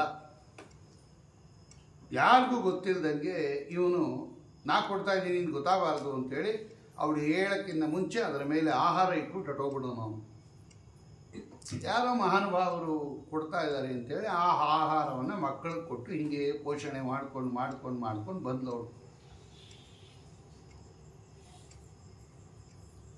ಆಮೇಲೆ ವಿಶ್ವಾಮಿತ್ರ ಋಷಿಗಳು ಬಂದರು. ಎಷ್ಟೋ ದಿವಸ ಆಗುತ್ತಲೂ ವಿಶ್ವಾಮಿತ್ರ ಋಷಿಗಳು ತಪಸ್ಸು ಮುಗಿಸ್ಕೊಂಡ್ಬಂದು ನೋಡ್ತಾರೆ, ಅಯೋಧ್ಯ ಪಟ್ಟಣ ತುಂಬ ಹೆಣ ಬಿದ್ದುಬಿಟ್ಟಿದೆ. ಎಲ್ಲೆಲ್ಲಿ ಕಾಲಿಟ್ಟರೆ ಆ ಹೆಣದ ಮೇಲೆ ಕಾಲಿಡಬೇಕು ಅಂಥ ಪರಿಸ್ಥಿತಿ. ಕಾಲ್ಗೆ ಹೆಣ ಸಿಗ್ತಾ ಇದೆ. ಆಗ ಅವ್ರಿಗೆ ತಮ್ಮ ಮಕ್ಕಳು ಹೆಂಗಿದ್ದಾರೆ ಅಂತ ಆಲೋಚನೆ ಬಂದ್ಬಿಡ್ತು. ಇಷ್ಟೊಂದು ಹೆಣ ಬಿದ್ದಿದೆ ಅಂದಮೇಲೆ ಕ್ಷಾಮ ಅವ್ರು ನೋಡಿದ್ರೆ ಗೊತ್ತಾಗ್ತದೆ, ಎಲ್ಲ ಸ್ಕೆಲಿಟನ್ ಇದ್ದಂಗಿದ್ದಾರೆ, ನನ್ನ ಮಕ್ಕಳು ಹೆಂಗಿದ್ದಾರೆ ಅಂತ ಅವ್ರಿಗೆ ಆಲೋಚನೆ ಬಂದ್ಬಿಡ್ತು. ಮನೆಗೆ ಬಂದು ನೋಡ್ತಾರೆ, ಎಲ್ಲ ಗುಂಡುಗೆ ಆಟ ಆಡ್ಕೊಂಡು 3 ಮಕ್ಕಳು, ಸುಂದರವಾದ 3 ಮಕ್ಕಳು ಗುಂಡುಗಾಗಿದೆ, ಆಟ ಆಡ್ತಾ ಇದೆ. ಎಲ್ಲ ಕೇಳಿದ್ರು ತಮ್ಮ ಹೆಂಡ್ತಿನ, ಏನೇನಾಯಿತು ಅಂತ. ಅವಳೆಲ್ಲ ಹಿಂಗೆ ಹೇಳಿಬಿಟ್ರು. ಇದಕ್ಕೆ ಮುಂಚೆ ಏನಾಯಿತು ಅಂದರೆ, ಇವರು ವಿಶ್ವಾಮಿತ್ರ ಋಷಿಗಳು ಬರೋಕ್ಕಿಂತ ಮುಂಚೆ ಏನಾಗಿದೆ ಅಂದರೆ, ಇವನು ಆಹಾರ ತಂದಿಟ್ಬಿಟ್ಟು ಹೊಟ್ಟೋಗೋದು. ಬೆಳಗ್ಗೆ ಕರೀತಿದ್ದಂಗೆ ಆಹಾರ ಇಡೋದು, ಅವತ್ತೇನು ಸಿಗತ್ತೋ ಅದು ಇಟ್ಬಿಡೋದು, ಹೊಟ್ಟೋಗೋದು. ಅವಳು ಆಹಾರ ತಗೊಂಡು ಮಕ್ಕಳಿಗೆ ಕೊಡೋದು, ಹಿಂಗೆ ನಡೀತಾ ಇತ್ತು. ಒಂದು ದಿವಸ ಇವನಿಗೂ ಏನೂ ಸಿಗಲೇ ಇಲ್ಲ, ಈ ಸತ್ಯವ್ರತನಿಗೂ ಏನೂ ಆಹಾರ ಸಿಗಲಿಲ್ಲ. ಕ್ಷಾಮ ಎಲ್ಲ ಕಡೆ, ಬರಗಾಲ. ಅದಕ್ಕೆ ಅವನು ಏನು ಮಾಡ್ದ ಅಂದರೆ, ಈ ಒಂದು ಹಸುವನ್ನು ಕೊಂದುಬಿಟ್ಟು ಅದರ ಮಾಂಸವನ್ನು ತಂದು ಇಟ್ಬಿಟ್ಟ. ಇವಳು ಕೊಟ್ಬಿಟ್ಲು ಅದನ್ನು. ಹಸಿವು ಅಲ್ವಾ, ಆಪತ್ಕಾಲ, ಇನ್ನೇನು ಮಾಡೋದು ಅಂತ ಅದು ಕೊಟ್ಬಿಟ್ಲು. ಅದೇನಾಗಿದೆ, ಅದು ವಸಿಷ್ಠ ಋಷಿಗಳ ಹಸು, ಅದು ಇವನು ಕೊಂದಿರೋದು. ವಸಿಷ್ಠ ಋಷಿಗಳಿಗೆ ಕೋಪ ಬಂದ್ಬಿಡ್ತು. ಅವರು ಏನು ಮಾಡಿದ್ರು ಅಂದರೆ, ಇವನು ಒಂದು ತಪ್ಪು ಮಾಡಿದ್ದ ಈಗಾಗಲೇ. ಆ ಇನ್ನೊಬ್ಬರ ಹೆಂಡತಿಯನ್ನು ಬಲಾತ್ಕಾರವಾಗಿ ಎತ್ಕೊಂಬಂದಿದ್ದ, ಅದೊಂದು ತಪ್ಪು. ಸಂಸ್ಕೃತದಲ್ಲಿ ಶಂಕು ಅಂದರೆ ತಪ್ಪು ಅಂತ. ಒಂದು ಶಂಕು ಮಾಡಿದ್ದ, ಒಂದು ತಪ್ಪು. ಅವ್ರು ಹೇಳಿದ್ರು ಅದನ್ನು ಹೆಂಗೋ ಪ್ರಾಯಶ್ಚಿತ್ತ ಮಾಡಿಬಿಡ್ಬೋದಾಯಿತು. ಒಂದು ಸ್ವಲ್ಪ ದಿನ ಆದಮೇಲೆ ಪ್ರಾಯಶ್ಚಿತ್ತ ಮಾಡಿ ಅದನ್ನು ಪರಿಹಾರ ಮಾಡಿ, ಅದೇನಂತ ತೊಂದರೆ ಏನಿಲ್ಲ, ಬಲಾತ್ಕಾರವಾಗಿ ಕರ್ಕೊಂಬಂದಿದ್ದ, ತಪ್ಪು, 12 ವರ್ಷ ಶಿಕ್ಷೆ ಕೊಟ್ಟಿದ್ದ, ಊರು ಹೊರಗಿದ್ದ, ಅದನ್ನು ಪ್ರಾಯಶ್ಚಿತ್ತ ಮಾಡಿ ಪರಿಹಾರ ಮಾಡಿ ಮತ್ತೆ ಇವನನ್ನು ಸಿಂಹಾಸನದಲ್ಲಿ ಕೂಡಿಸ್ಬೇಕು ಅಂತ ವಸಿಷ್ಠರ ಅಭಿಪ್ರಾಯ ತೆಗೆದರೆ ಇವನು ಸರಿಯಾಗಿ ಮಾಡಿಯಾನೆ. ಅದು ಸಪ್ತಪದಿಯಾಗಿನ ಮುಂಚೆ ಕರ್ಕೊಂಬಂದಿಯಾನೆ, ಅದು ಶಾಸ್ತ್ರದ ಪ್ರಕಾರ ಸರಿ. ಅದು ಅವನು ಡಿಸಿಷನ್ ಹಂಗೆ ಕೊಟ್ಟಿದ್ದ, ಅವನ ತಂದೆಗೆ ಅವಮಾನ ಆಗುತ್ತೆ ಅಂತ. ಮುಂದೆ ಇವನು ಕರ್ಕೊಂಬಂದು ಸಿಂಹಾಸನದಲ್ಲಿ ಕೂರಿಸೋಣ ಅಂತ ವಸಿಷ್ಠ ಋಷಿಗಳ ಅಭಿಪ್ರಾಯ ಇತ್ತು. ಈಗ ಅವರ ಹಸುವನ್ನೇ ಕೊಂದು ಬಿಟ್ಟಿದ್ದ. ಇದು 2ನೇ ತಪ್ಪಿದು. ಹಸುವನ್ನು ಕೊಂದದ್ದು 2ನೇ ತಪ್ಪು, ಹಸುವಿನ ಮಾಂಸ ತಿಂದಿದ್ದು 3ನೇ ತಪ್ಪು. ತ್ರಿಶಂಕು, 3 ತಪ್ಪು ಮಾಡಿದ್ದರಿಂದ ಅವನು ತ್ರಿಶಂಕು ಅಂತಲೇ ಕರೆದುಬಿಟ್ರು.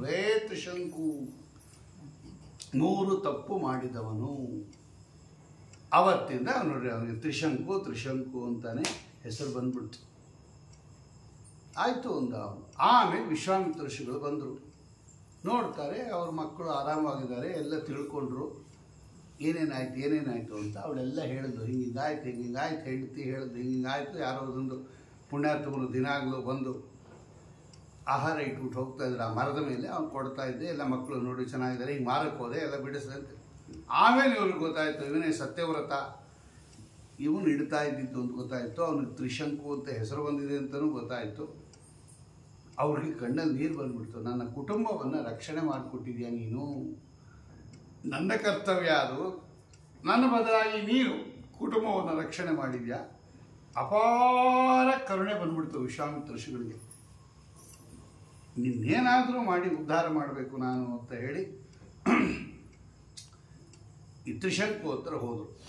ತ್ರಿಶಂಕು ನೀನು ಭಾಳ ನನಗೆ ಉಪಕಾರ ಮಾಡಿದ್ಯಾ, ಏನು ವರ ಬೇಕು ಕೇಳುವುದಾಗ ಆಗ ಅವನು ಕೇಳಿದ, ನಾನು ಸಶರೀರವಾಗಿ ಸ್ವರ್ಗಕ್ಕೆ ಹೋಗಬೇಕು ಅಂದ. ನನಗೆ ಆಸೆ ಇದೆ, ಒಂದೊಂದು ಹೆಸರು ಆಸೆ, ಇದೇ ಶರೀರದಿಂದ ನಾನು ಸ್ವರ್ಗಕ್ಕೆ ಹೋಗಬೇಕು. ಈ ಶರೀರದಿಂದ ಸ್ವರ್ಗದಲ್ಲಿ ಅಲೋ ಮಾಡಲ್ಲ, ಈ ಶರೀರದಿಂದ ಯಾರೂ ಹೋಗೋಕ್ಕಾಗಲ್ಲ, ಅವರಾಗವರೇ ಕರೆಸ್ಕೊಂಡ್ರೆ ಹೋಗ್ಬೋದೇ ಹೊರತು ನಾವೇ ಹೋಗೋಕ್ಕಾಗಲ್ಲ. ನೋಡಿ ಇವನ್ನೇ ಕರೆಸ್ಕೊಂಡಿದ್ರು, ನಾ ಹೇಳಿದ್ದೆ ಈಗ, ಕಕುದ್ಮಿ ಇಂದ್ರದೇವರ ಭುಜದ ಮೇಲೆ ಕೂತ್ಕೊಂಡು ಯುದ್ಧ ಮಾಡಿದವನು, ಮುಚುಕುಂದ ರಾಜ ಹೋಗಿದ್ದ ಇಂದ್ರದೇವ ಸ್ವರ್ಗಕ್ಕೆ,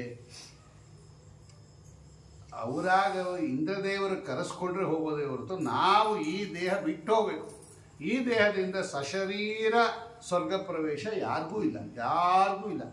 ಇವ್ರಿಗೆ ಇದೇ ದೇಹದಿಂದ ಹೋಗಬೇಕು ಅಂತ. ಕೆಲವರು ಘಟ ಪಂಚ ಶರ್ಟು ಹಾಕ್ಕೊಂಡೆ ಒಳಗೆ ಬಿಡ್ರಿ ನಮ್ಮನ್ನು, ಬಿಚ್ಚಿಬಿಟ್ಟು ಹೀಗೆ ಕೂತ್ಕೊಳ್ಳಿ, ಅವ್ರು ಬಿಚ್ಚಲ್ಲ, ಇವ್ರು ಬಿಡೋದಿಲ್ಲ.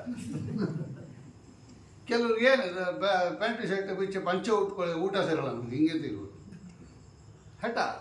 ಇವನಿಗೆ ಹಂಗೆ ಹೋಗ್ಬೇಕು ಅಂತ, ಇವರು ಹಂಗೆ ಸೇರಿಸಲ್ಲ ಅಂತವ್ರು. ಏನಪ್ಪ ನಿನ್ನ ಆಸೆ ಅಂತ ಕೇಳಿದ್ರು ಅವರು. ನಾನು ಸಶರೀರವಾಗಿ ಹೋಗಬೇಕು. ಮೊದಲು ಇವನು ವಸಿಷ್ಠರ ಹತ್ರನೇ ಕೇಳಿದನು, ಮೊದಲಿಂದ ಸ್ವಲ್ಪ ಆಸೆ ಈ ಸತ್ಯವ್ರತನಿಗೆ ಸಶರೀರವಾಗಿ ಹೋಗಬೇಕು ಅಂತ. ವಸಿಷ್ಠರ ಹತ್ರ ಕೇಳಿದ್ದ, ನಿಮ್ಗೆ ಇಷ್ಟೊಂದು ಶಕ್ತಿ ಇದೆ, ನನ್ನನ್ನು ಸಶರೀರವಾಗಿ ಕಳಿಸ್ತೀರಾ ಅಂತ. ಇಲ್ಲ ಆಗಲ್ಲ ಅಂದ್ಬಿಟ್ಟವ್ರು. ಇಲ್ಲ ಅದೆಲ್ಲ ರೂಲ್ಸ್ ಇಲ್ಲ, ಹಂಗೆಲ್ಲ ಕಳ್ಸೋಕ್ಕಾಗಲ್ಲ. ಇವರು ವಿಶ್ವಾಮಿತ್ರ ಋಷಿಗಳನ್ನು ಕೇಳಿದ್ರು, ನಂಗೆ ಸಶರೀರವಾಗಿ ಕಳಿಸ್ತೀರಾ ಅಂತ. ಅವ್ರಿಗೆ ವಿಶ್ವಾಮಿತ್ರ ಋಷಿಗಳಿಗೆ ಸ್ವಲ್ಪ ಆಗ್ತಾ ಇರಲಿಲ್ಲ. ಇವರು ಮೊದಲಿಂದ ಸ್ವಲ್ಪ ವಿಶ್ವಾಮಿತ್ರ ಋಷಿಗಳಿಗೆ ವಸಿಷ್ಠ ಋಷಿಗಳಿಗೆ ಸ್ವಲ್ಪ ವೈಮನಸ್ಸು. ಏಕೆಂದರೆ ಅವರು ಬ್ರಹ್ಮ ಋಷಿಗಳಾಗಬೇಕು ಅಂತೇಳಿ ಅವ್ರ ಹತ್ರ ಬೇಕಾದಷ್ಟು ವಾಲ್ಮೀಕಿ ರಾಮಾಯಣದಲ್ಲಿ ಒಂದು ದೊಡ್ಡ ಕಥೆ ಇದೆ. 100 ಜನ ಮಕ್ಕಳನ್ನು ಕೊಂದಾಕ್ಬಿಟ್ಟಿದ್ದ ಅವನಿಗೆ ಈ ವಿಶ್ವಾಮಿತ್ರ ಋಷಿಗಳು, ವಸಿಷ್ಠ ಋಷಿಗಳ ಮಕ್ಕಳನ್ನೆಲ್ಲ ತುಂಬ ತೊಂದರೆ ಎಲ್ಲ ಮಾಡಿದ್ದ ಅವನು. ಆಮೇಲೆ ಅವ್ರ ಕೈಲೇ ಬ್ರಹ್ಮರ್ಷಿಗಳು ಅಂತ ಅನ್ನಿಸ್ಕೊಂಡ್ರು, ಅದು ಬೇರೆ ವಿಷಯ. ಸ್ವಲ್ಪ ವೈಮನಸ್ಯ ಇತ್ತು. ಅವ್ರು ಕಳ್ಸೋಕ್ಕಾಗಲ್ಲ ಅಂದ್ರೆ ನಾ ಕಳಿಸ್ತೀನಿ ಅಂದರು. ಈ ಪುರೋಹಿತರು ಹಿಂಗೆ ಮಾಡ್ತಾರಲ್ಲ, ಅವರೇ ಅಷ್ಟೇ, ಆಗ ನಾ ಮಾಡಿಸ್ತೀನಿ,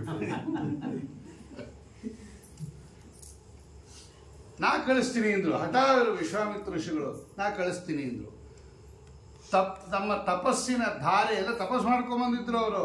ತಮ್ಮ ತಪಸ್ಸಿನ ಧಾರೆ ಎಲ್ಲ ಎರ್ಕೊಟ್ರು ಅವನಿಗೆ. ಭಗವಂತನನ್ನ ಪ್ರಾರ್ಥನೆ ಮಾಡಿದ್ರು, ಸ್ವಾಮಿ ಇವನು ಸಶರೀರವಾಗಿ ಕಳಿಸ್ಬೇಕು ಅಂತ, ತಪಸ್ಸನ್ನ ಧಾರೆ ಎರ್ಕೊಡ್ತೀನಿ ಅಂತ ಯಜ್ಞ ಮಾಡಿದ್ರು. ನೋಡ್ತಿದ್ದಂಗೆ ಅವನು ಹೋಗೋಕ್ಕೆ ಶುರು ಮಾಡಿದ ಮೇಲೆ. ತ್ರಿಶಂಕು ಹೋಗು ನೀನು ಸ್ವರ್ಗಕ್ಕೆ ಅಂದರು. ಹೋಗ್ತೇನೆ ಸರ್ವಂತ. ಸ್ವರ್ಗಕ್ಕೆ ಹೋದ, ನಿಂತ್ಕೊಂಡ. ಇಂದ್ರದೇವರು ಅಲೋ ಮಾಡಲಿಲ್ಲ.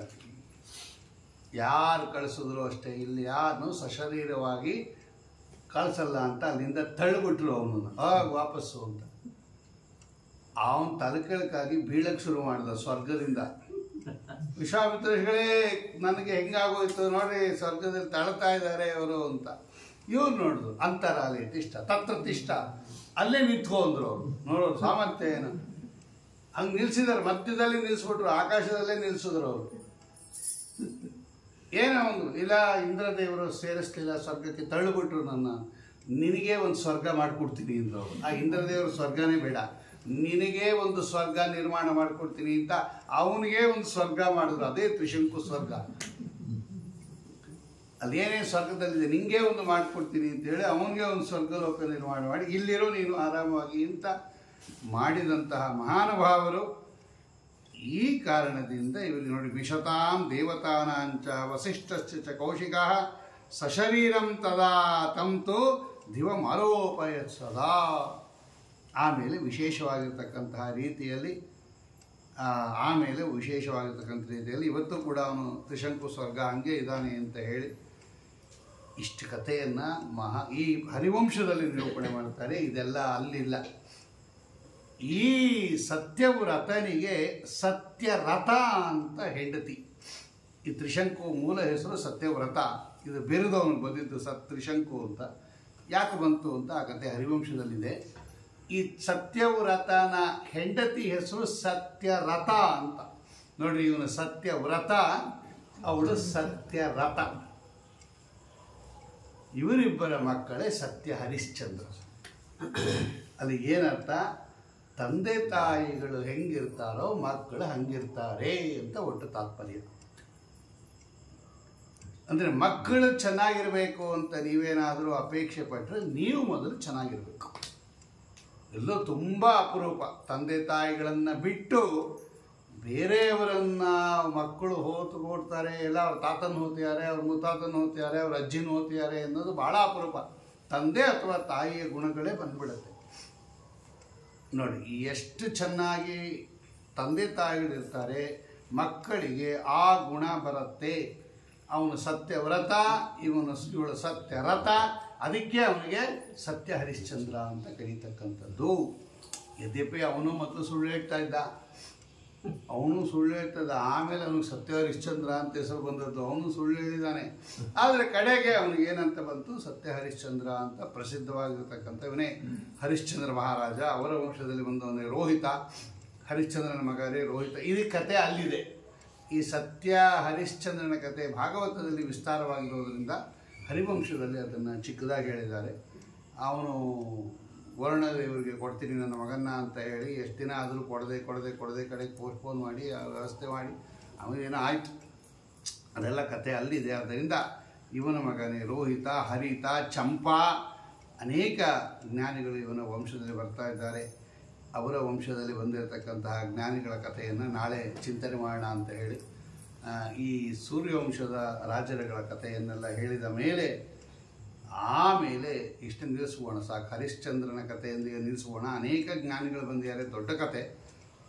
ಇದರ ಮೇಲೆ ಬಂದಿರತಕ್ಕಂಥದ್ದು ಪಿತೃಕಲ್ಪ ಅಂತ ಪ್ರಸಿದ್ಧವಾಗಿರ್ತಕ್ಕಂಥದ್ದು. ಇದು ಹರಿವಂಶದಲ್ಲಿ, ಭಾಗವತದಲ್ಲಿ ಇಲ್ಲದೇ ಇರತಕ್ಕಂತಹ ಹರಿವಂಶದಲ್ಲಿ ಹೇಳಿರ್ತಕ್ಕಂಥದ್ದು ಪಿತೃಕಲ್ಪ ಅಂತ ಕರೀತಾರೆ.